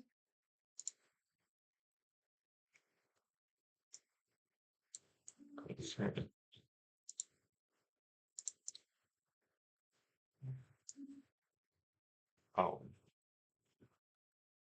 you're right.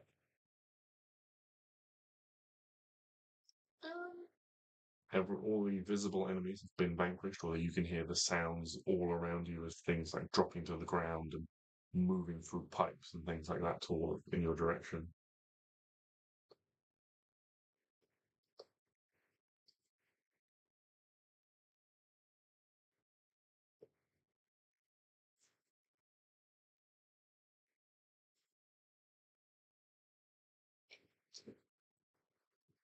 That's the square. Okay. I have dash. You're just rushing up. Okay. Stix. I can't dash and shoot. Alright. No, I can't. I'm So this thing's dead. I am restrained.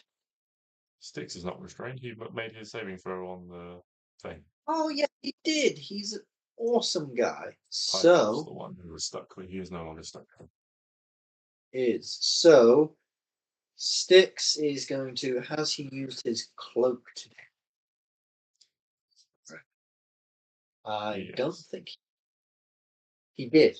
Yes, Right. the dimension door on top of Oh point. yeah, good times. And then immediately realized it was a mistake and jumped away. So in which case, Stix is going to, I guess, just fucking stop. Yeah, Gunning and it. you're just going to dash if you stand up from see where Arwen is. Yeah. So he's going to dash, and then I think to try and just get there a little. No. Yeah, because Never this mind. place is off the ground. You will need to like climb up a little bit the sort of the structure behind to reach it. Yeah, I'll tell you what he's going to do then. He's going to go. Oh no, never mind. Don't listen to me. Never mind. Yeah, he's going to be there. Okay. That's Stix. You hear the sound of things moving, creatures shifting around. The sound grows louder as more sort of sonorous moaning voices add to the cacophony. The first sort of shadows come into view as you can see everything approaching you. Piper. Piper is no longer blinded and restrained. He is not. He is free to act and move. He is. So he's going to.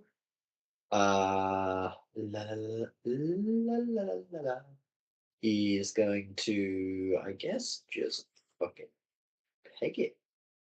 I don't really. Yeah, I don't think there's anything else he can really do. He's just gonna start fucking pegging it. Oh, I just wanted to check. Does that end the start of his blade flourish until the end of the turn? Right, okay, I thought it said end of his next turn for some reason.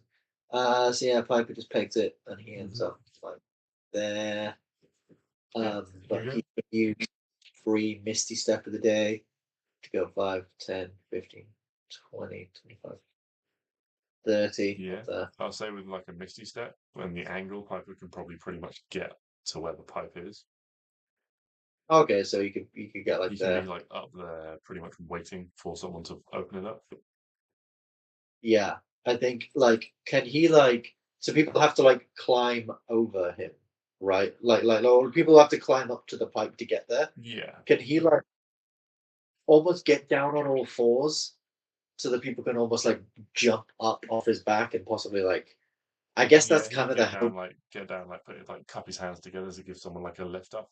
If they get Yeah, there, yeah, give them an advantage climbing up there.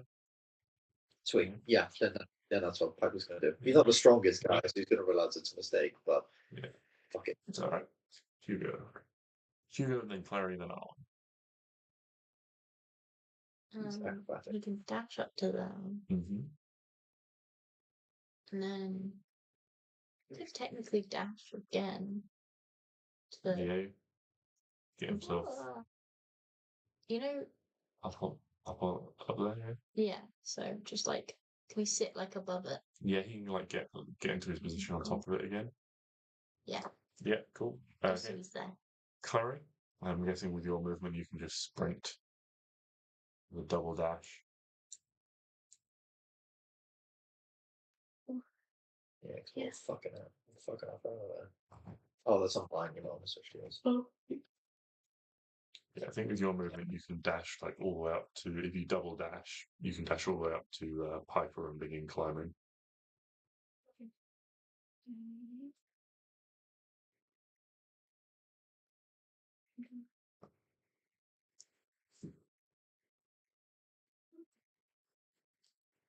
Which brings us back to Stix.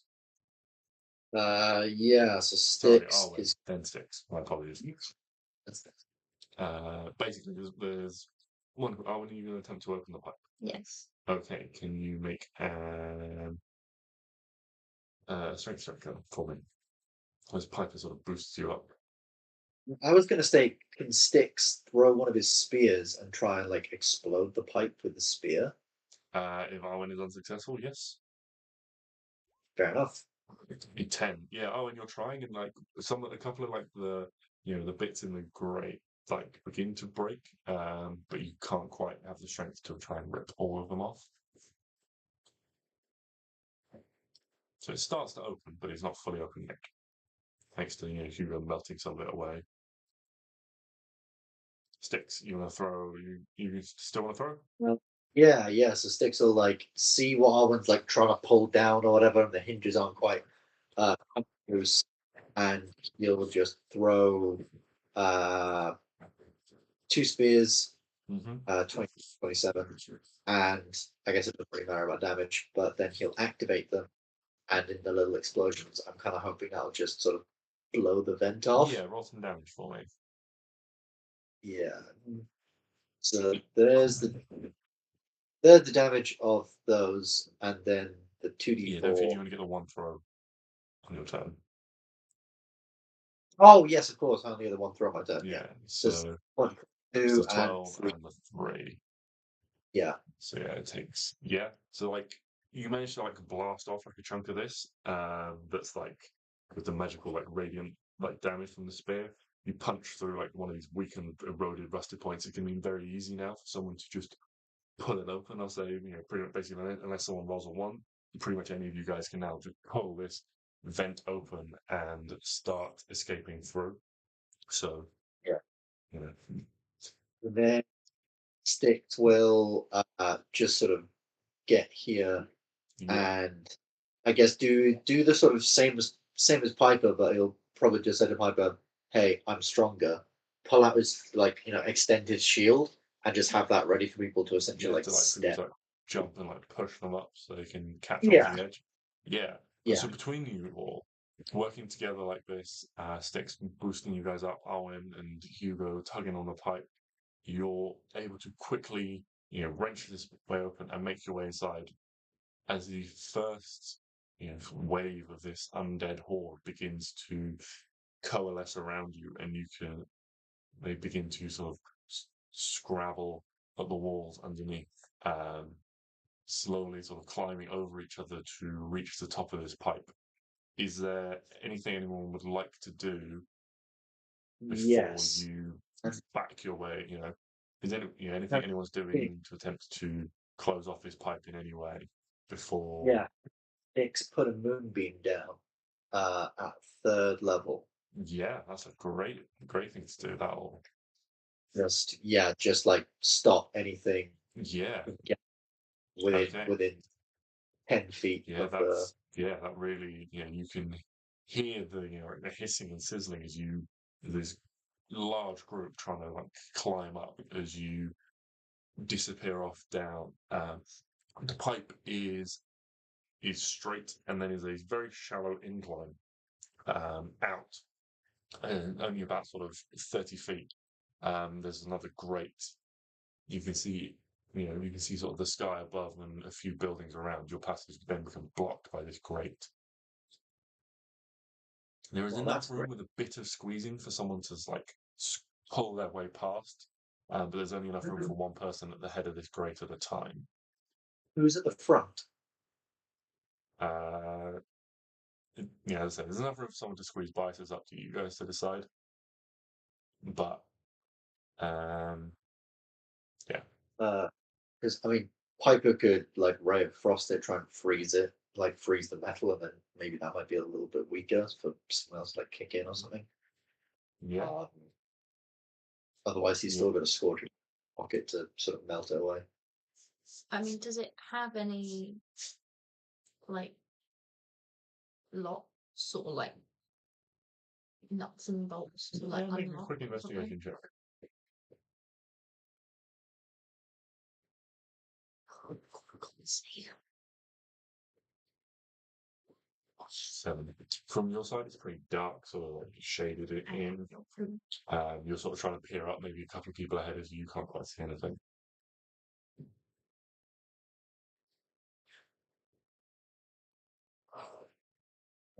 Well, I think Piper will, yeah, just sort of like seeing that, he'll try and push his way. Like, did you say there's like room for people to sit like side by side? Not side by side. You can squeeze and sort of like take someone's place.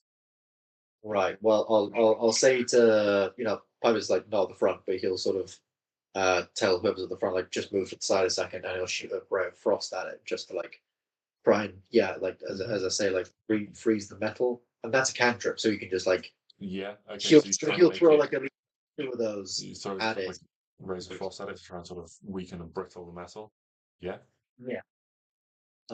Stix is like at the back, sort of, I guess, keeping watch. So I'll leave the kicking down of the thing to you to. Okay. Who's going to attempt to break it open unless there's something else that someone would like to try? I'll give it a Oh, go. Okay. Arwen, give it up. Yeah, make a strength check for me. No, not very strong. Arwen, you're like, You- you squeeze your way up, you're trying to bang on this thing. I hurt my hand. I tried punching it. Fortunately, you punch really cold, so you didn't really get any ice on it. Ah, that's alright then. Bruises coming instantly.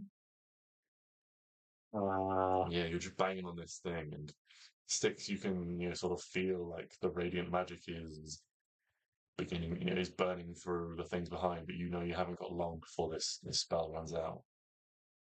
fuck. Okay, in which case Piper is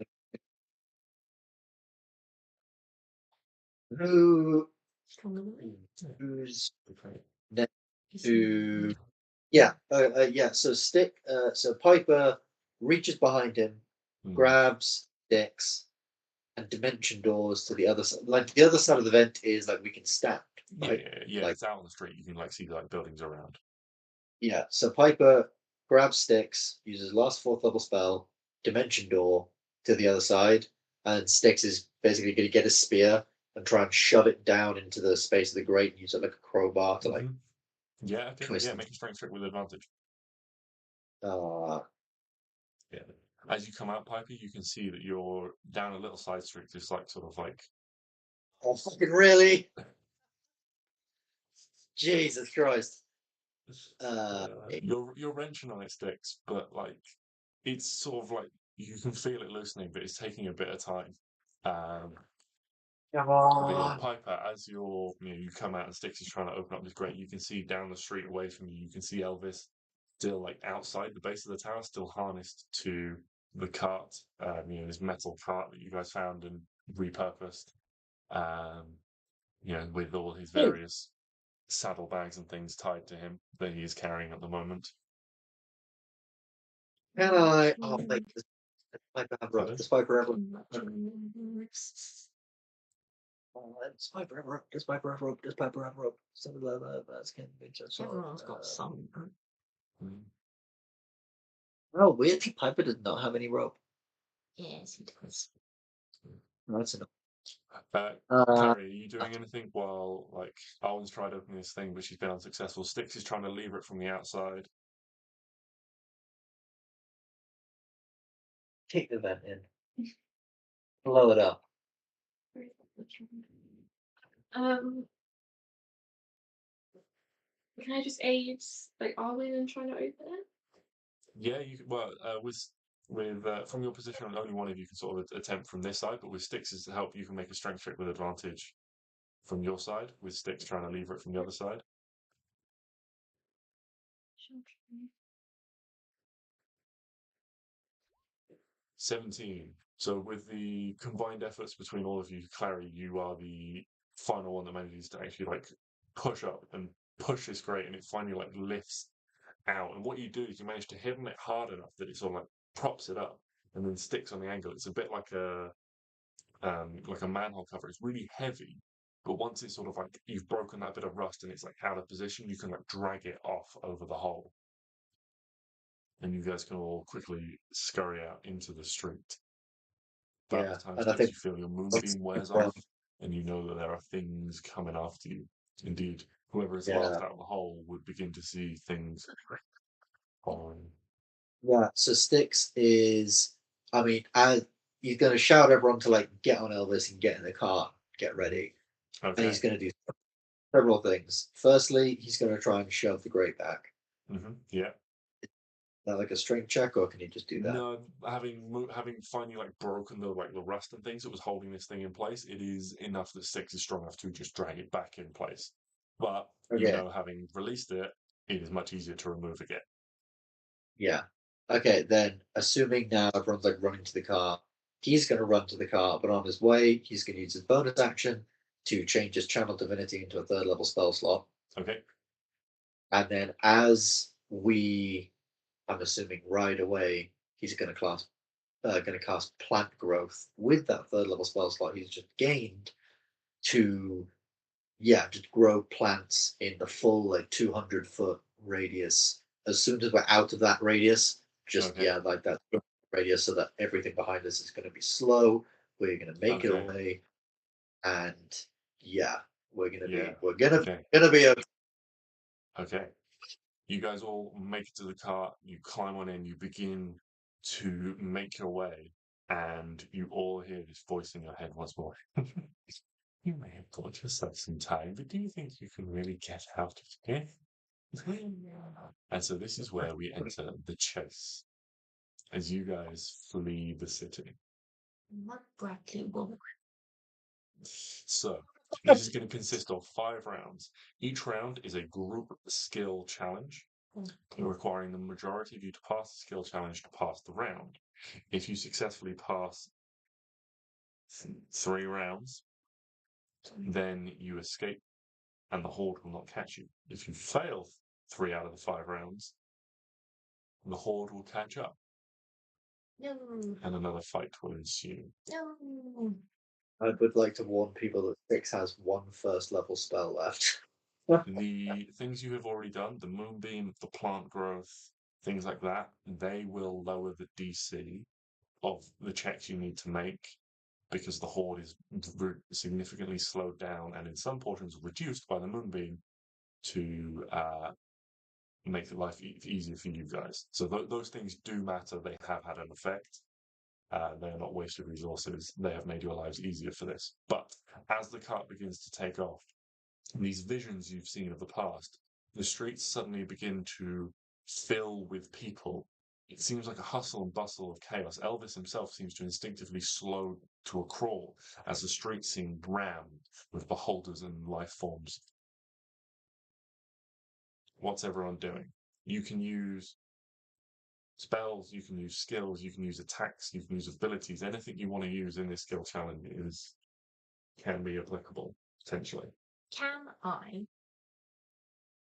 swing my leg out and see if these are like illusions or actual physical beings?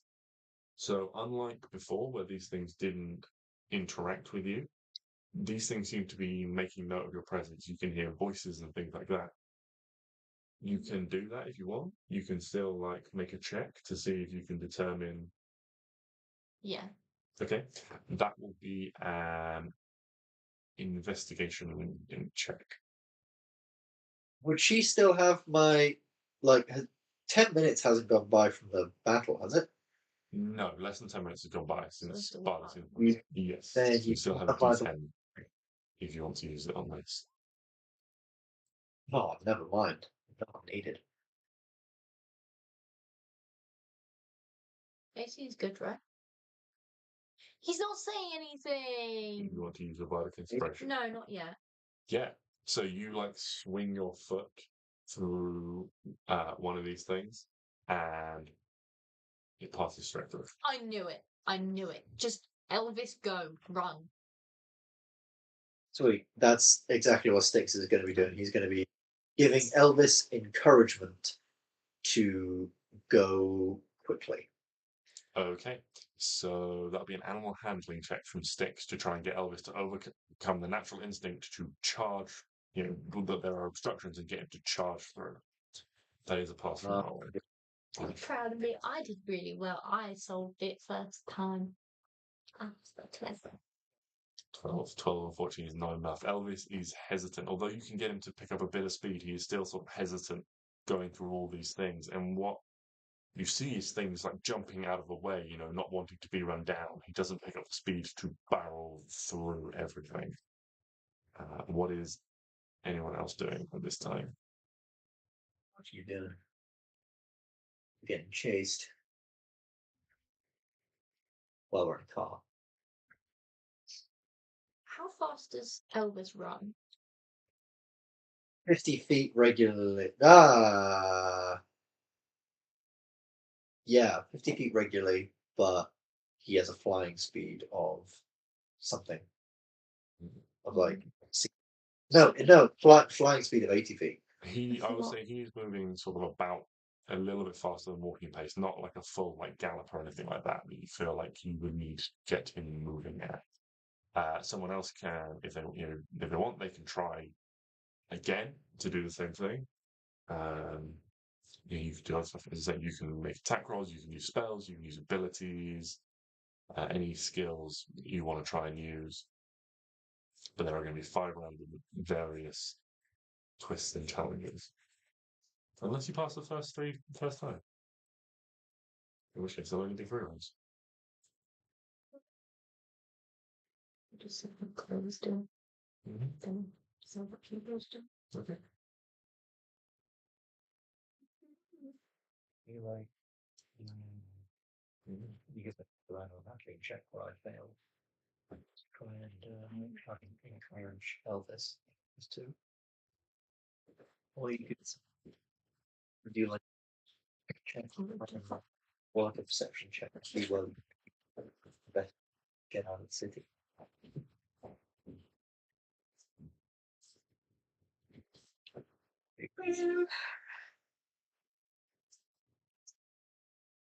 Or like a dexterity check. Drive really well. So while Clary's thinking, does Piper have any ideas? Thought I did, but I don't think it would work very well. So can Piper is going to just try and be encouraged, like boost the morale of the team, try and just be encouraging to everybody. Sort of, trying to hide his terror and sort of, encourage Trying everyone to give else. the team confidence that you're going to get out of this, you're going to make it. Yeah. Are you thinking that's more of a performance check because he's hiding how he feels, or a persuasion check because he's trying to convince others of things? I would probably say performance because he's concealing how he feels, which is fucking terrified.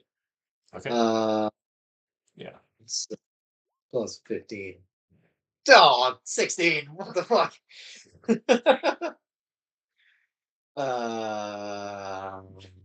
16. It's bad for Piper. Thank you. But on the whole, it is good. Yay. There you go.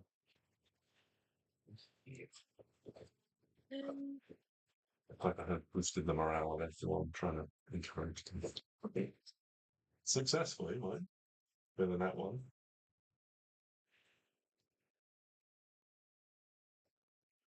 Can I do a perception check to try and see the best like route for us to take? Yeah, that's a good idea. You give like instructions and guidance of trying to get Elvis to navigate the most clear path so that he can pick up as much speed as possible with his reticence to charge.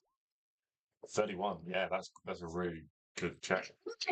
Yeah. So you're at the front and you're like maybe Stix is steering and you're like calling out directions like go left, go right, as Stix is trying to encourage Elvis as much as possible. Which is 3 out of 5 successes on the round, so you guys have passed that round. Hugo can chime in if you want to add anything, otherwise we can move on. He doesn't need to. He doesn't need to, no. He can save it.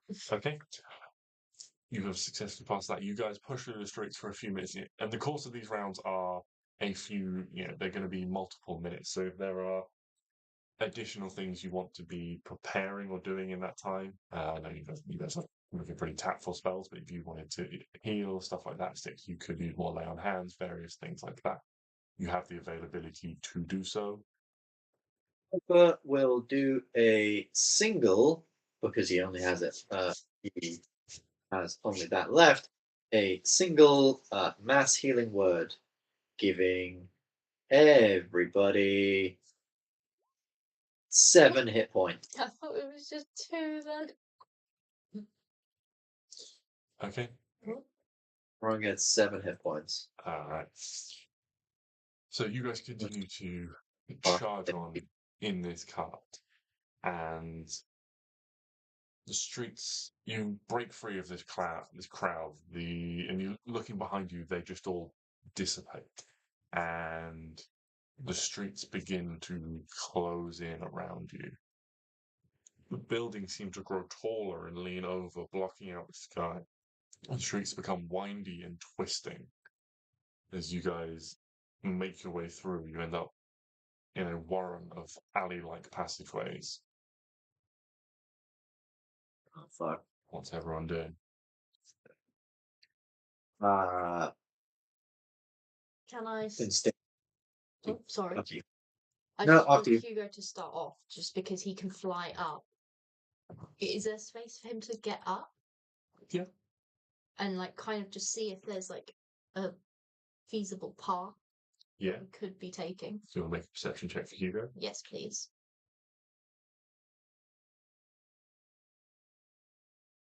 One Hugo.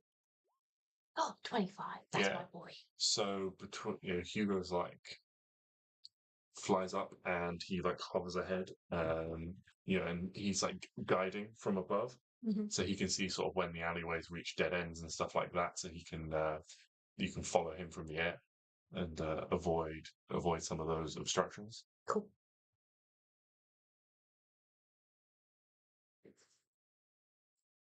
Cool.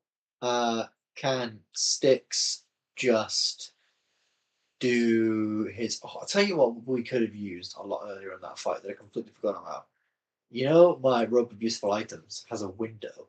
We could just put that on the door and climb through.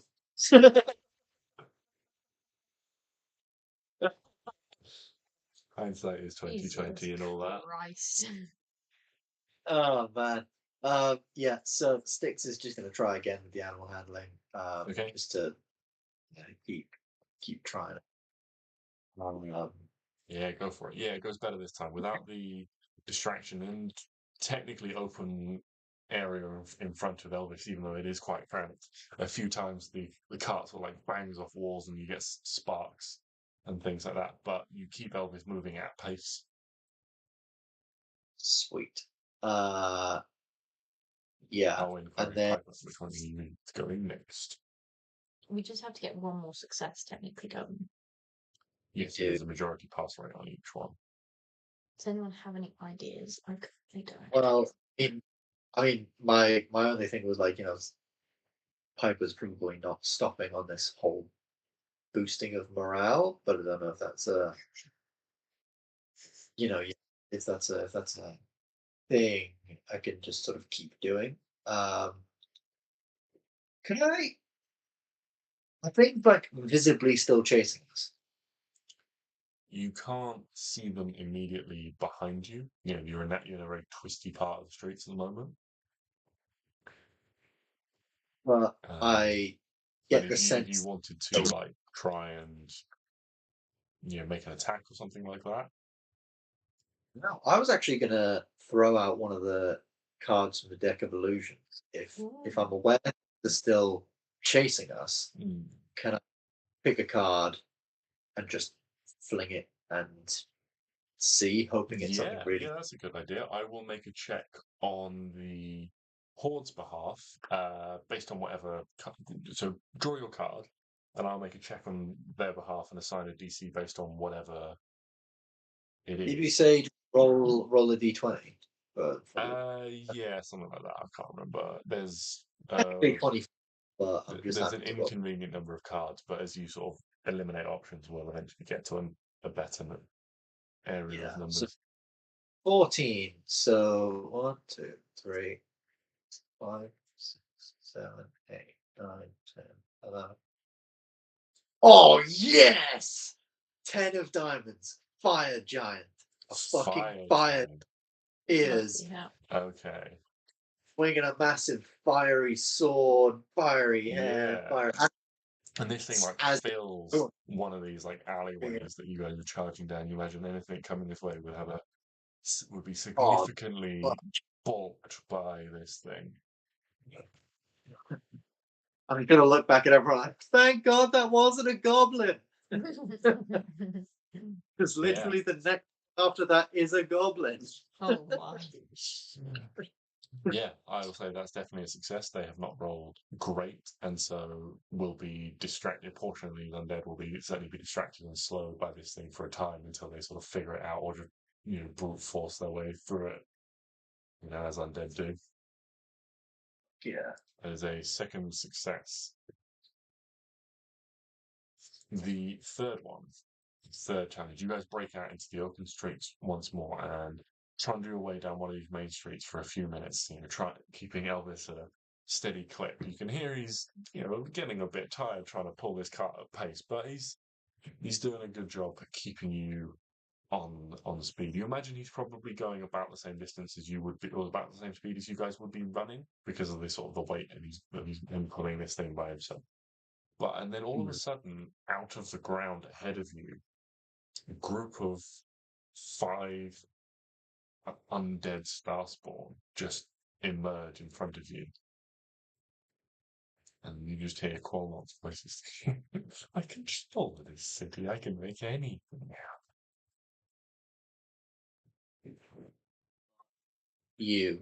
Okay. Seeing those ahead of us, could we potentially get a path around them if that was possible? Or are they direct away? They are directly ahead in the street, sort of spread out across it. Because technically, I still have Ice Storm, but the problem with Ice Storm is it makes the area difficult terrain. So actually, here's what would happen. I think Pipe throws out the card.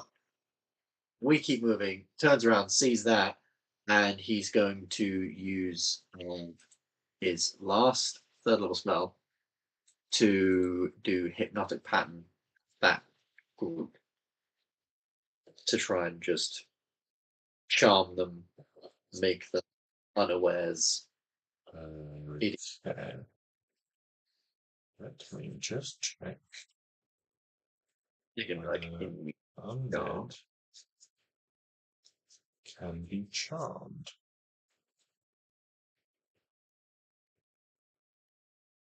Yeah, yes they can. Okay. What is the DC of type hypnotic? No, we say DC 18. DC 18. Okay. 20.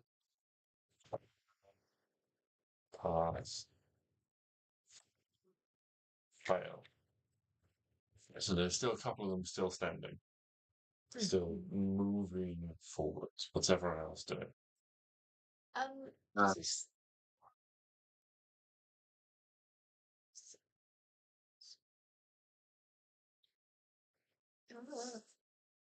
think could Stix. I guess it's sort of just using the temperate guy, but could Stix sort of, I guess, in theme with the whole like animal handling thing, encouraging, but using guidance because he's seeing that he's getting kind of tired, to just give him that boost, give him a little extra jolt.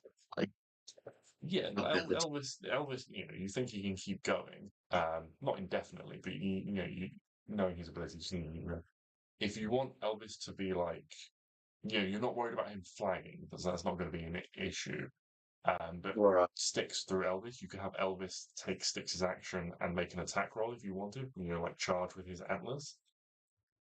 Yeah, fuck it. If Stix can cast guidance on Elvis, can Elvis, try and you Guidance doesn't affect attack rolls, I'll remind you. That's bless. no, it does.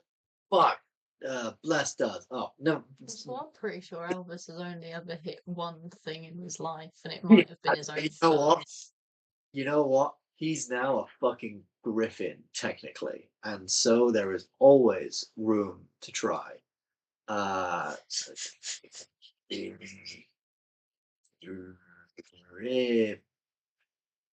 Griffon. Yeah, I did choose Griffin, not Pegasus, right? Because Griffin's Yeah. better. I mean, you have to Pegasus. say he's a griffin.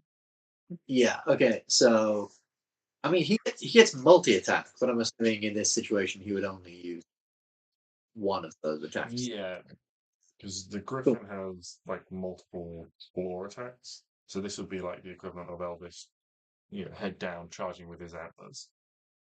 He gets a beak and a claw attack.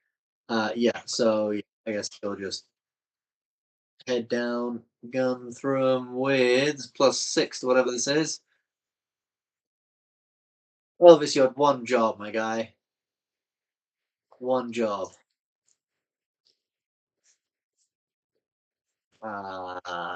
Yes, that. Yeah, to his credit, Elvis hits.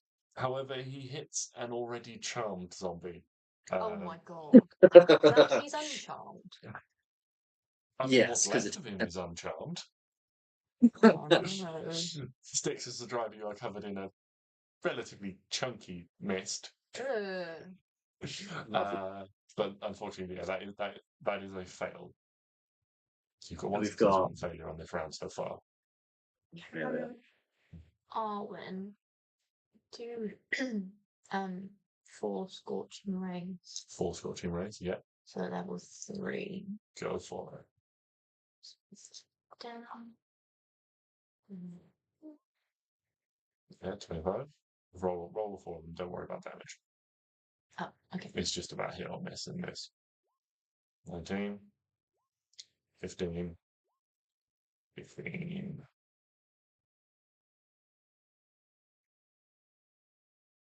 15 is good. So that is a success. So you've got 2 successes, 1 failure in this round. One more success, my guys, and then we're done to the end. 1 million. I guess it's Klari. Undead horde in front of us.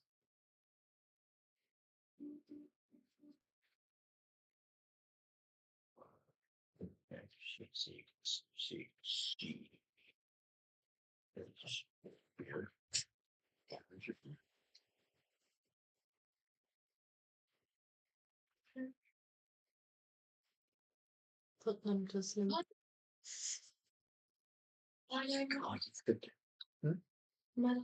Yeah, pretty much. And we only need one more to either succeed or fail, so no pressure.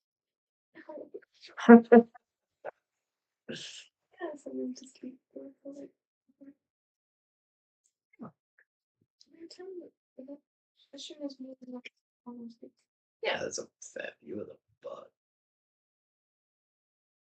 I threw a bunch of them. I think Arwen cut from.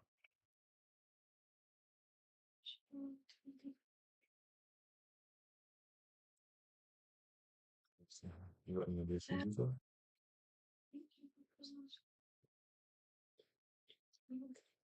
Pardon? I'm trying to find it. Pardon? Drive them. That's not. Oh, that's the drive by. That's your idea for the game, yeah. Well, we won't down fairly easily when Elvis rammed his head into it. We don't exactly know the hit points right now, but I'm assuming they're not like. I mean, I didn't roll any damage, so Yeah, it's just I if mean, you they're hit not, or not. That's all it is. not, Okay. they're not like being hardy and basic ass. So, lava things. You know what? I'm gonna cast sleep. Okay. Do roll the just the total for sleep for me. At whatever level you're casting it at. Still a lot of pressure on it. This again. You. Oh no, you have 2 slots. Yeah, I do. So that is 5d8 plus 2 for each. So 9d8. 98. 98. This is a big sleep. Big. The absolute. That's what I need after this. I was gonna say I'm gonna have a big sleep tonight. Is 6 and 3, right? 19. Oh, that's a big 3 coming in. For Made up. 20, Both of 36 made up. total. 96 times. Yeah, that's 3 Yeah. 1. Favorite part. So you watch as Piper twirls his hands in the air, this pattern of colours explodes over, and a few of this horde in front of you sort of staggers and just seems to go sort of limp on their feet. Elvis ducks his head and charges, unfortunately getting sort of caught up a little bit. Arwen is throwing fire, blasting sort of a few aside. They fall back, sort of tumble into other ones and clearing the passageway a bit. And then Klari comes in, mutters these arcane words, and just a load of them just slump to the ground, and Elvis just rides over them, the metal wheels of the cart just squelching over his decayed undead flesh. And that is a success. You guys, in 3 rounds, thanks to the work you put in beforehand, the plant growth and the moonbeam had a big effect on the DC of this challenge, making it much easier for you guys. You successfully make it through and clear. You break out, and it seems like it takes you another 10-15 minutes to get out of the city at full tilt. But it seems like you have broken so far ahead of whatever influence that Quolnulk can array over the city. You can't expand it fast enough to influence you anymore, and you successfully escape. Oh, that was very epic, but fucking. That was intense, my guy. That was very, very intense. That was. I guess keep riding. Keep Yeah. riding. For at least like an hour or 2 outside the city. Just keep going. Yeah. Elvis, after a little while, Elvis slows down. He can't keep pulling at this pace. His cart is very heavy, and there are, indeed 5 of you in it, but he keeps plodding along at a steady pace. So, a good few hours. Yeah. Yeah. And then actually, it will stop, and Piper will conjure his magnificent mansion, and it says it's 5 feet wide and tall, so technically Elvis can come in too if he sort of tucks back in and sort of squeezes.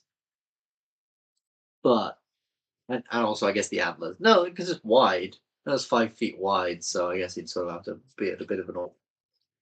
But Elvis Is is it just 5 invited. feet wide in the on the outside and it's bigger on the inside? Oh yeah. On the inside, it's this massive That's just the space door. that can. Oh, that's the Yeah. door. Sorry. Doorway. The doorway is it's like Yeah, looks like a bunch of 10 feet tall. Yeah. of curtains So flopping although over. Elvis has got this impressive rack of antlers and these large. I think I was just gonna stop at impressive rack. Elvis is a busty elk. Yeah. Boy. Jesus. Yeah, so although he's got an impressive rack of antlers, Yeah, you can squeeze them in through the door. You can curl up in wherever you like, in the main room, in Stix's room. Elvis now has his own space. There is a Next stable. to it's a bit like Arwen's actually. So like how Arwen's has like a big bed for Hugo. Stix's space now has like a big corner that's basically just like a big pile of like leaves and like fucking Piper doesn't know how the fuck Elvis sleeps. Technically, Elvis doesn't sleep, so it's just this big, like basically like a bush just in the corner, like a flattened bush for Elvis to sleep on. But Look at the pile of autumn leaves. he's like, yeah, if I was an elk, that's where I would want to If sleep. I was an elk made of leaves, I would want to sleep in more leaves. It's definitely not horrifying to sleep in your own flesh. Yeah. It's nice, you know. Elvis Well, likes the leaves. he's been to the technically. Piper's been to the Feywilds. Piper's been to where Elvis is from. To be fair, like, Piper probably has seen many Elvises running around through the Fey forests. Yeah, and he's warming up to Elvis, especially Stix after is not Elvis. sure about, but Elvis. Yeah. So yeah, we get in. Conjure mansion. Everyone gets in, and there is like a big, lavish like feast for us to all have. There's like bacon wrapped chicken. There's bacon wrapped everything pretty much. Bacon. I was gonna say bacon wrap bacon. For Arwen. Absolutely. There's like it's like sort of like 5 bits of like rashers of bacon like all stacked on top of each other with like sauces like jams and stuff in between, and then that's all You wrapped up. invented bacon lasagna. Yeah, it is basically bacon lasagna. It is it is like bacon. God. It's like bacon lasagna, but then just bacon strips keeping it all together. There's like pigs in blankets and all sorts. It is a meal that your heart is going to have an attack over, but your mouth's going to love it. Bacon lasagna. Honestly, that does sound so good. Like imagine just lasagna, but where you put the sheets of pasta on top of those sheets of pasta, put some bacon. That'd be so good. Or even just if you got like bacon lardons and you just sprinkled them into it, that'd be good as well. I don't know what a lardon is, but it's like a tiny, little like a cube. Yeah, like a cube, but elongate, like a rectangle. But it's it's like a tiny chip, like this big. Yeah. Bacon chip. Yeah, tiny bacon chip. There's fancy wines. There's music. Like several of the people are playing like fancy sort of music. There's like stage lights that spin around. Piper's like Piper is definitely celebrating the fact that we are somehow alive because he genuinely thought he'd die. So yeah, definite themes of nice, good celebration. And as you're celebrating, Piper, the voice inside your head from Valinor. Well, that was rather impressive. I did worry for a moment when you started turning to stone, but you know what's funny? I literally, as you were just remembered him. It seems like I doubted you for no reason. I chose very wisely my choice of companions to get me out of here. Have a question. Yes. If Piper had turned to stone forevers, yes, would the bad man have just like popped out? Like, how would that affect the contract that you?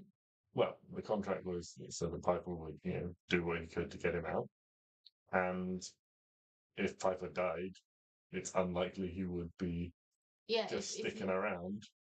So he would, but he's not dead, though. No. So what? But I don't think he'd hang about in Stone Piper. Exactly. So, well, you can, I think that's a fairly logical route to go down. But would he consume Piper's soul forever? Because that was if he didn't follow through on the thing, he would take If you break Piper's the soul. contract, dying Broke the contract. doesn't I thought break. that was part of the thing, that dying actually broke the contract. No, dying doesn't break the contract. Oh, that's really boring. I was hoping Piper would be tortured forever. I'm joking. But also not. No, it's worded in the same way for his side, has to make the best attempt to. Like, if Piper deliberately just like, no, you can't come now, for whatever reason. Or Yeah. if Piper was suddenly like, Stix, so I actually did make a deal and I've now been possessed, please cure me, and then tried to kick Balanoff out, then that might come under breaking contract and so forth and things like that. I've had it in my head this whole time. If Piper dies, he just breaks his contract. And that's just really awkward for him. But yes, he congratulates you on a job well done. Well, thank And you. I don't say that. There is a significantly increased respect in the tone for you, Piper. I sort of, I think in this moment he would sort of ignore him as like I've just solved one problem. I'm just going to ignore this one until later on. I'm celebrating right now. I cannot fucking deal. Yeah, but yeah, Piper's pretty happy. Yeah, as I say, just it completely ignores that I've taken the fire giant out of the deck of illusions. That's what I was doing. Yeah, well, everyone else can enjoy the benefits of a long, well-earned rest. I can't wait to hear Oh God. the story Bella tells Piper tonight. Oh Jesus. Oh God, no. I think if he tried the story, Piper's just gonna be like, dude, if you want to leave this place, I'm gonna need a good night's sleep, and your stories are not helping with that problem. I appreciate you've lived a long and violent life, but I do. But right now, I've had my fill of violence for one day, and I think I would just quite like a little bit of sleep. Oh, Please. So I think I agree. You've done very well. All heroes need their rest from time to time. You mortals are quite fragile after all. I mean, look, Yeah. if I do this, as you're lying in bed, you lift your hands up and all of a sudden drops it, and it bonks you on the head. And you're like, oh. Yes, even that hurt you a little bit. 2 points of bludgeoning damage. Yeah, as that lands on his head, he's like, this is gonna be a problem at some point, isn't it? Okay. Fair enough. I will speak to you in the morning. You just enjoy Good night, my friend. dreams. Good night, my inner demon. Just rolls over. Yeah, and if there's nothing else anyone would like to do, you can all enjoy a long rest. Piper has a dream where he's like wandering around and he constantly has Belanoff on one shoulder and Stix on another, like the sort of like demon angel thing. Which one's which? Stix is the angel in this scenario, sort of. Like the angel, but very well armored, and Belanoff is the very evil, very comically, like his body's very tiny, but his head's very big devil. Stix has angelic wings, like a deva or something like that, but instead of them Yeah. being white, they're green and leafy. I was hoping Yeah. you would say just tiny little moth wings. Yeah, Fragile, I think I prefer that, like big moth wings. That'd be so cool. Sticks, can you imagine? Sticks just pulling out these like massive moth wings. That's so cool. That would literally be the thing ever. Yeah, awesome. wake up, get everyone ready to do the funky shit. There's all sorts for breakfast. There's bacon sandwiches. There's full English with bacon. There's bacon porridge. There's baconos, which is a cereal Piper is trying out this morning.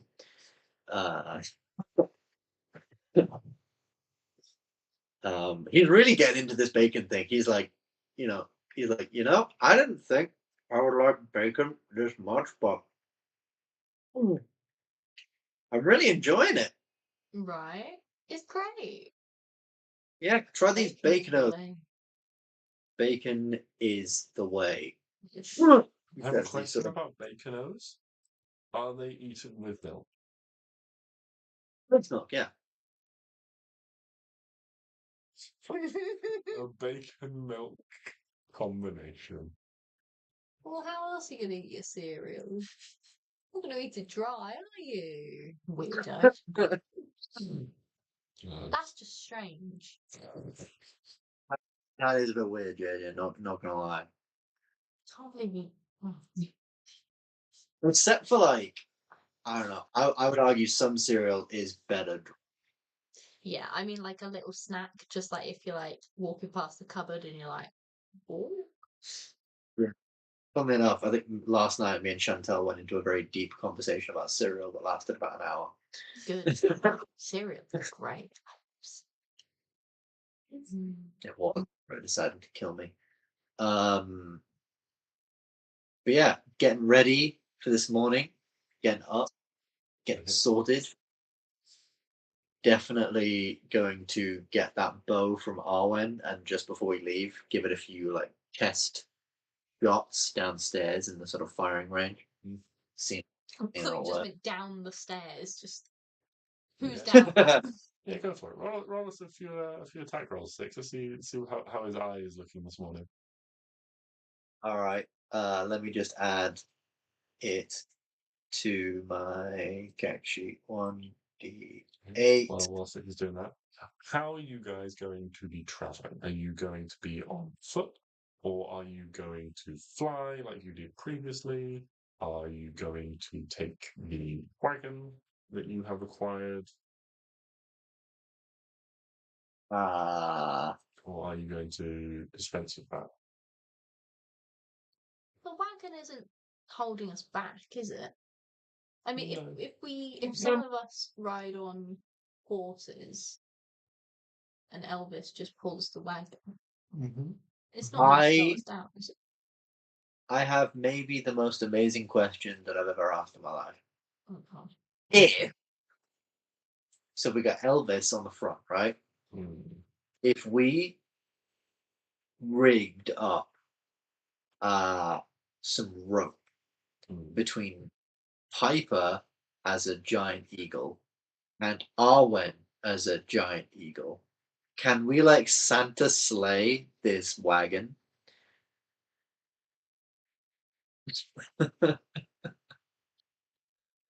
If it was wooden, maybe, but this is like a large, like metal, like almost like carriage, like open top carriage. This thing is, long enough to have sort of like it has benches down sort of both sides of the back, long enough for sort of like 5 to 8 people, and is made entirely of metal. This thing is heavy.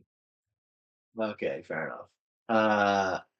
In which case, I would say that maybe we should just use the cart for today. And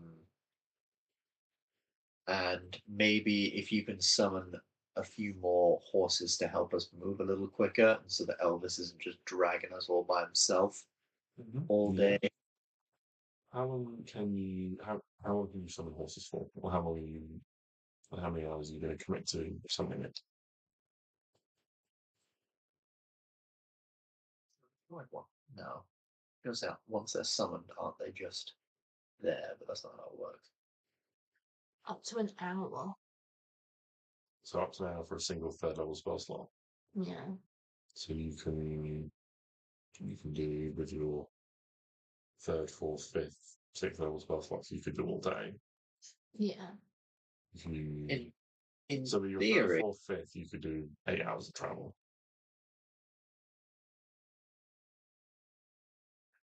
Yeah. in theory, could I cast Greater Steed and summon Greater Steed? No, summon Steed and summon Greater Steed. Good question. What is the wording of those spells?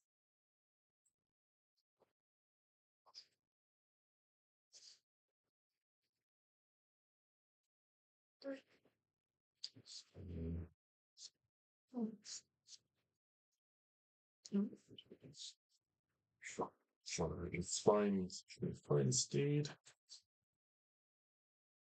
And find Steed.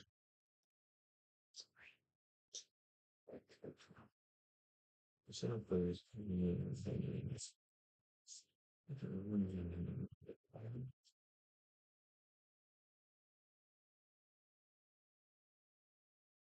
Says you can't have more than one steed bonded by this spell at a time. But Yeah, I feel like the implication is it's almost Find Greater Steed is like an upcast version of Find Steed, but it's not explicit. So rules is written technically yes. Rules is no, intended probably not. But I mean, and for this, Find if you Great- want to have, if you want to expend the extra slot and have 2 Elvises.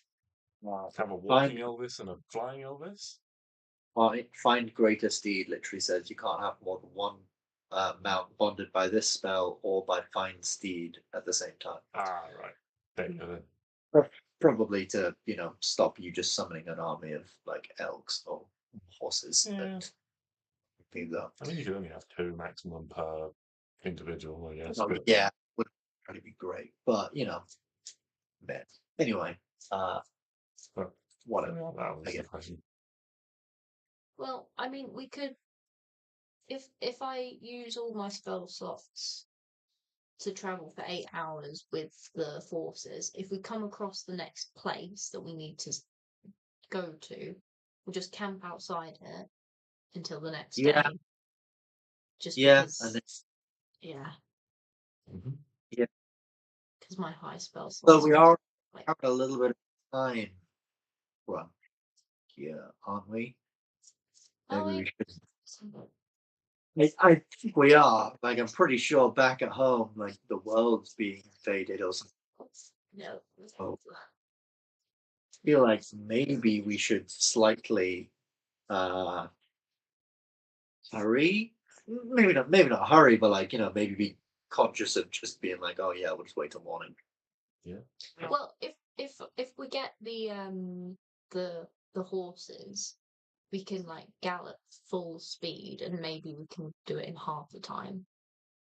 Oh yeah, If yeah. you leave the wagon behind and you just take the horses, you can certainly travel much faster. Yeah, I think we just do that. Yeah, same. This wagon is really providing us with a whole lot of stuff. Other than just a place to sit, but so does a horse. So, yeah, let's ride, people. Yeah. So Arwen, you're gonna commit to summoning horses for the day's travel. The most interesting element is when the 4 of you mount up, and then you realise that you've got 8 horses or so. What are we gonna do about Hugo? And through some careful coaxing, you manage to persuade a horse to stay so long enough for Hugo to attempt to mount a horse. Good, just like clung onto the sides of it, like. I love it. Hugo is not thrilled about this experience. I was just remembering what happened to because I was looking through the. I was seeing if maybe I had like a saddle or something in the robe of useful. I remember there was a pack horse in there that I kind of threw. You threw and in a got some- hole. Threw in a hole to take some hits for you. It tanked great for about 3 seconds. Yeah. It made a very good weapon to drop on a golem that was trying to kill us. Did it? You guys didn't die. I see that was an absolute win. Because I Right. had the fire spirit right next to them, keeping them alive. that may have been a strong contributing factor. Another small, minuscule contributing factor was the very quickly dead horse. They all add up. You can never tell, when it comes down to the dice. Okay. So you guys travel in this fashion. Hugo is uncomfortable. The Clinging horse onto the butt is of the very horse. not thrilled about having a small dragon on its back. But it is workable through your skills and through work over animals and things like that. It works. And so you guys are able to travel much quicker on the horses. How long? Well, Arwen, can Hey, you make the navigate? Well, if you're leading Arwen, as you have been so far, can you Brilliant. make a survival check to navigate? what kind of terrain are we on? You guys are in a more wooded terrain. I get advantage. Yeah. You said survival, right? Yes. 23. You are able to make some quick progress. Thanks. What do I win? Oh, so then you win. But the day is eerie. The mist is as strong and sort of changeable as ever. But the terrain around you as you travel swiftly across it feels lifeless. You don't spot too many signs of other planes at this throughout the day. You pass through a small, clearly abandoned village. Several roofs just collapsed, doors and windows, sort of like all left up standing open. But the day passes eerily quietly. You're used to seeing sort of strange bits of wildlife here or there, hearing sounds and things that you sort of skirt around and avoid. It's just nothing.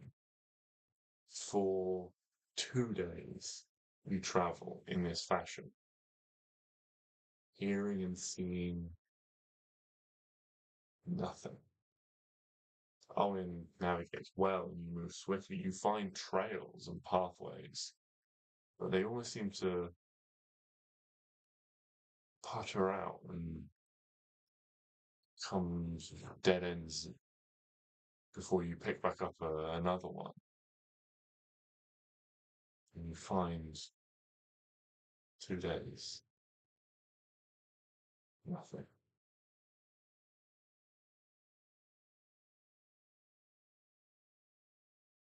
Until the afternoon of the second day, when you're riding down the road swiftly. You pause maybe for a time for a break and to eat some food, give the animals a bit of a rest, give Arwen a chance to summon some more, maybe after the hour dissipates. And in that time, the mist rolls back, giving you a clearer view of your surroundings for a time, and you can see this large, jagged mountainscape ahead of you. Just revealed for a few seconds, a minute or so before the fog rolls in once more. And you sense, you see, you feel you are close to your destination now. But the eerie nothing fuels a sense of foreboding about what you're walking into. Attuned with nature as some of you are, you know that a place where no wildlife is a warning, is a danger lurking nearby. You set off once more, pushing on for an hour or two into the early evening until, almost without warning, Ahead of you, you see one of these blue, familiar beams of light now that you saw before on the smuggler ship just scythe through the mist, carving an arcing path across the ground, burning away. You can see its source high up, a bright light shining down, a spotlight, a searchlight, tracking back across the ground. As you get a bit closer, you can see that there are several of them, two of them crossing sort of backwards and forwards over this area from positioned on towers high up in the blue. And as one of them sweeps through and around, and the mist temporarily rolls back as it does in the gentle breeze, you see a large arched gateway with figures moving slowly across it.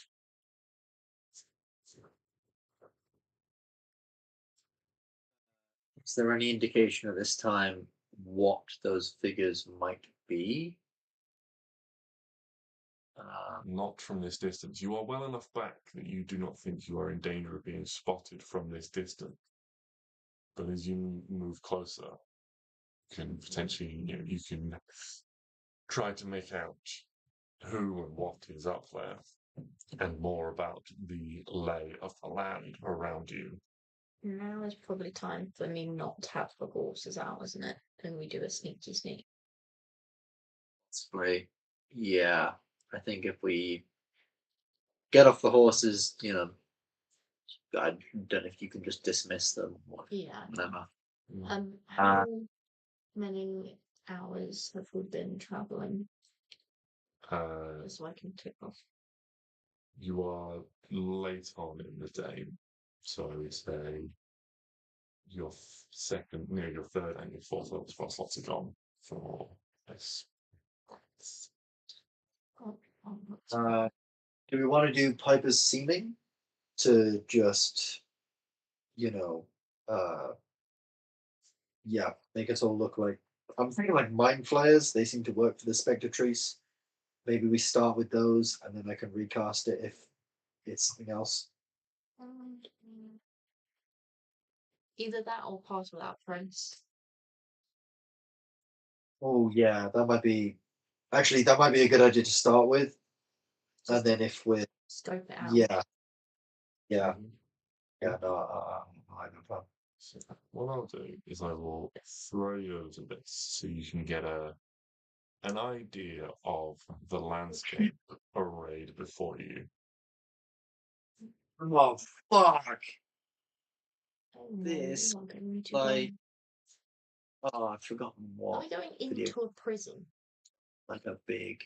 Good. What it looks like.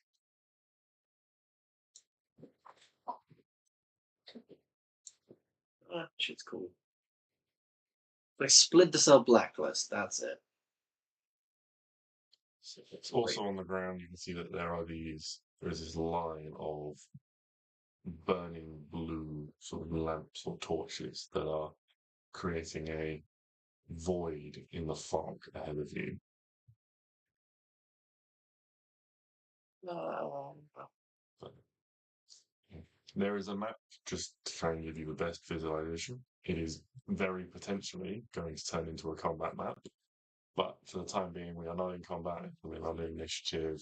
This is just to give you a setup, an idea, a visual of the landscape. There is this, hillock in front. You guys are obviously on the right hand side.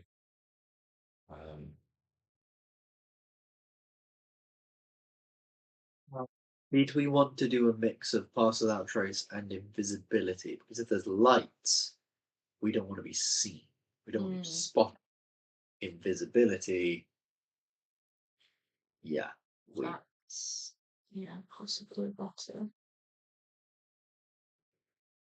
We could do both just to make sure we absolutely. I can't do both. I can do both, but I can't do both at the same time. No. But Piper can.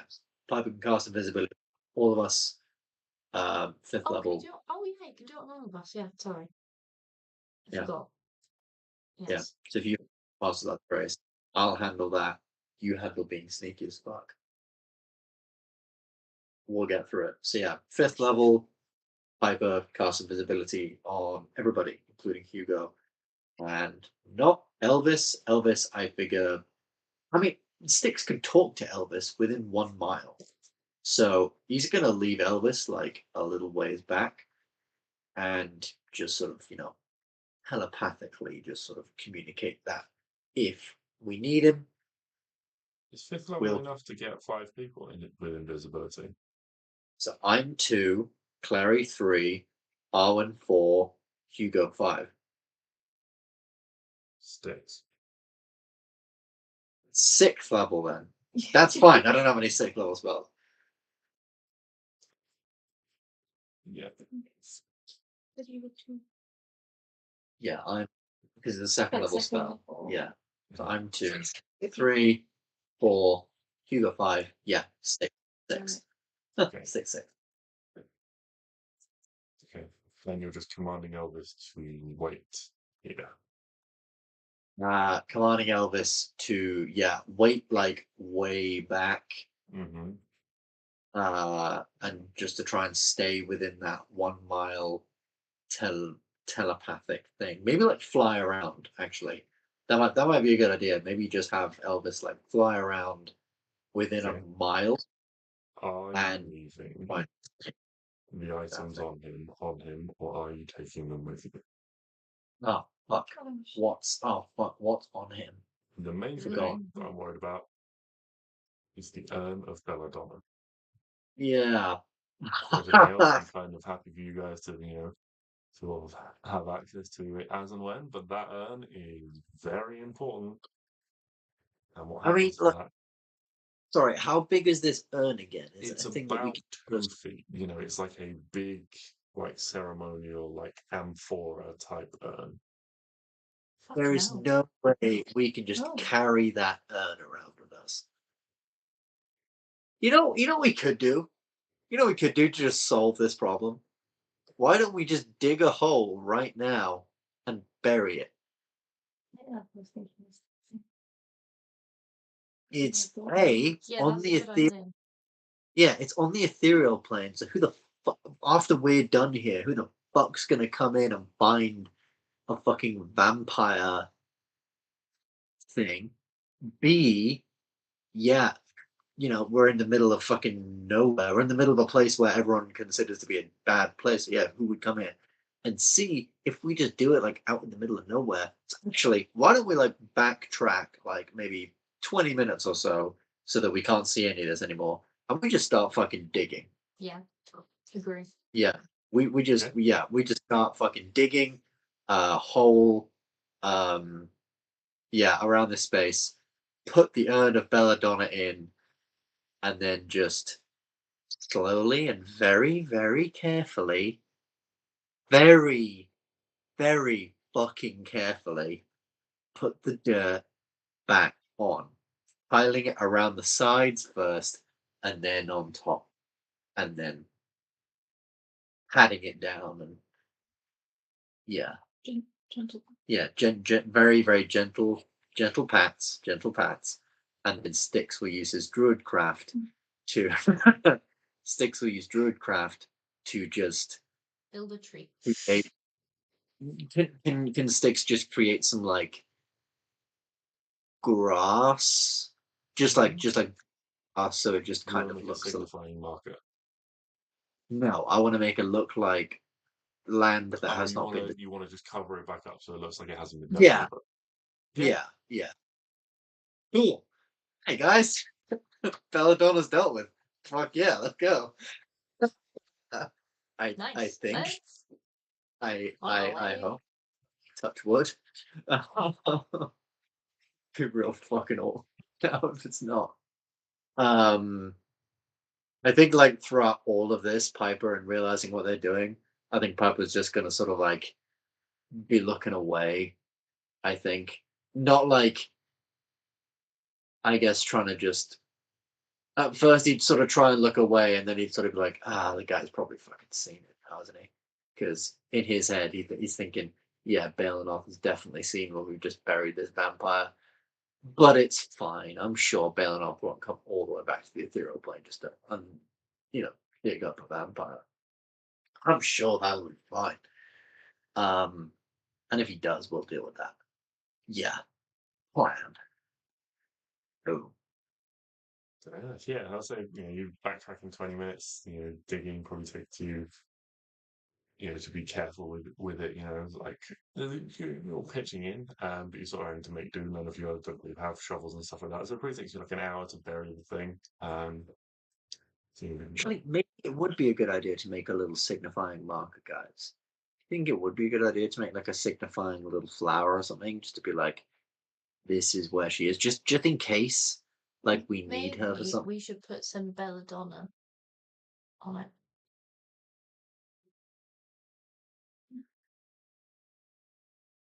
Why? Then it will be obvious that belladonna is there.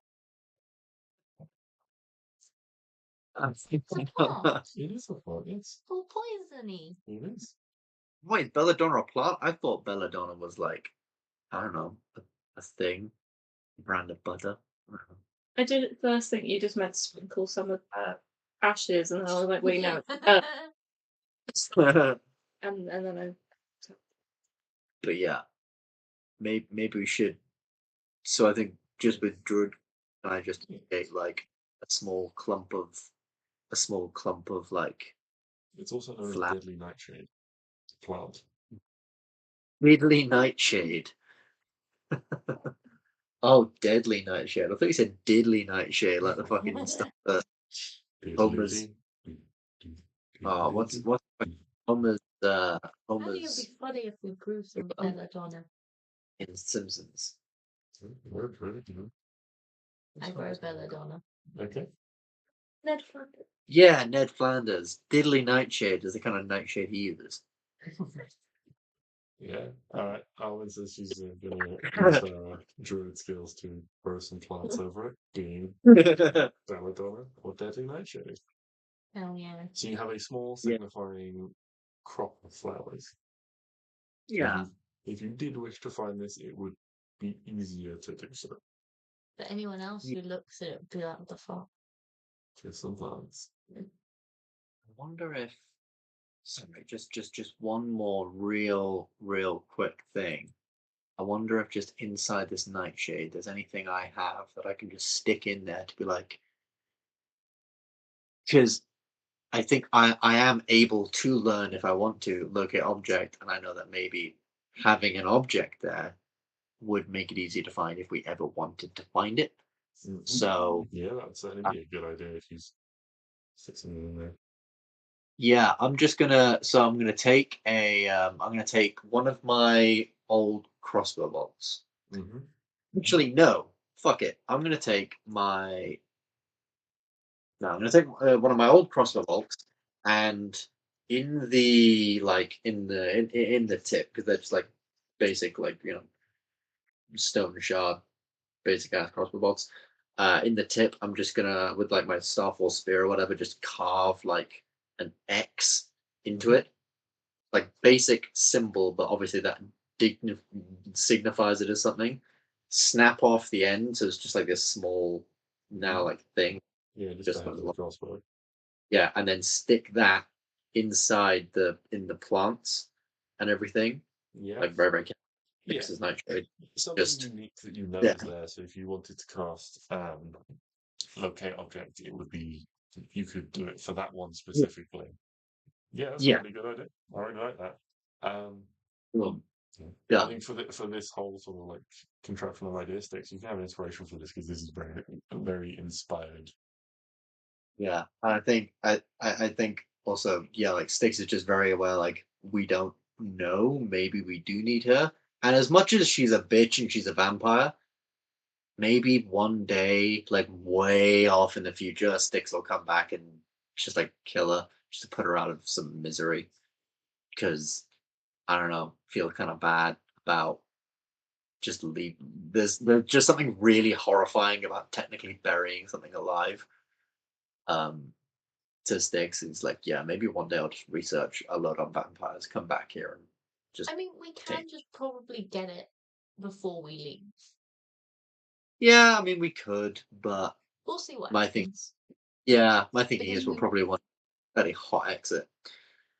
Yeah, but also we might need it because of the other vampire. I don't know. We'll see. Yeah. Well, yeah, that's also my thinking. Like, yeah, maybe we'll need something from her because of the other vampires or something. Or maybe she'll have information that we could use. So yeah, absolutely. Maybe making this sort of signifying mark is a good idea. Mhm. Cool. Right. Okay. Let's get it, yo. Let's Okay. go back With to the place. that done, you Uh, guys head back, arriving at the gate once more. Need invisibility, then cast. 6th level invisibility on everyone. Oh, when you first pass without trace. Okay. Can everyone make some stealth checks then, please? On the plus, Cool. then Wait. I hate to cut the session off, but I unfortunately have to do some overtime quite early tomorrow morning. So are we good to like do these stealth checks and then Yeah, that was my plan. excellent. Okay. As much as I would just love to keep going. Because this shit looks all the way down to you. shit. 21. Is time. You have advantage as well. Wait, I've got advantage. Yes. Yeah, because You're we're invisible. Oh, fucking Stix of the 27. Anything else still Klari? Anything else still Klari? Still a 25. Anything else still Klari? What did you get? 27. But oh yeah, because then we all get the. Clary technically also gets a 27. Oh yeah, Then Stix gets a 37. Oh, no, but yes. actually, it's fine. Yeah. What? Yeah. You get a 30. Yeah. Yeah. Yeah, so that's so you guys Oh, what an come up with this idea. You creep through using the mist and the bushes, using as much cover as you can, trying to tread lightly and carefully, moving smoothly over the ground to leave no sign as these lights are back and forth. You tentatively enter the radius of the blue glowing torches, unsure what effect they'll have, seemingly only to reveal the mist, giving you a proper look at the gate. There you can see 5 figures from this distance, one standing centrally over the gate, 2 sort of spread further out, and 2, it seems, manning these lights, scanning them back and forth in the smooth, sweeping arcs. Again, wherever they touch, the mist is burned away, leaving clear viewing for those on the wall. And as you look around, the mist clears from these spots. You can see the wall ahead spreads and curves with the lines of an organic valley that you've found yourselves in. This is a pathway through, leading into a valley or ravine beyond, into the mountains itself. And creeping close, you can creep your way all the way until you are all pressed flat up against the gate. But this is a large, heavy wooden gate.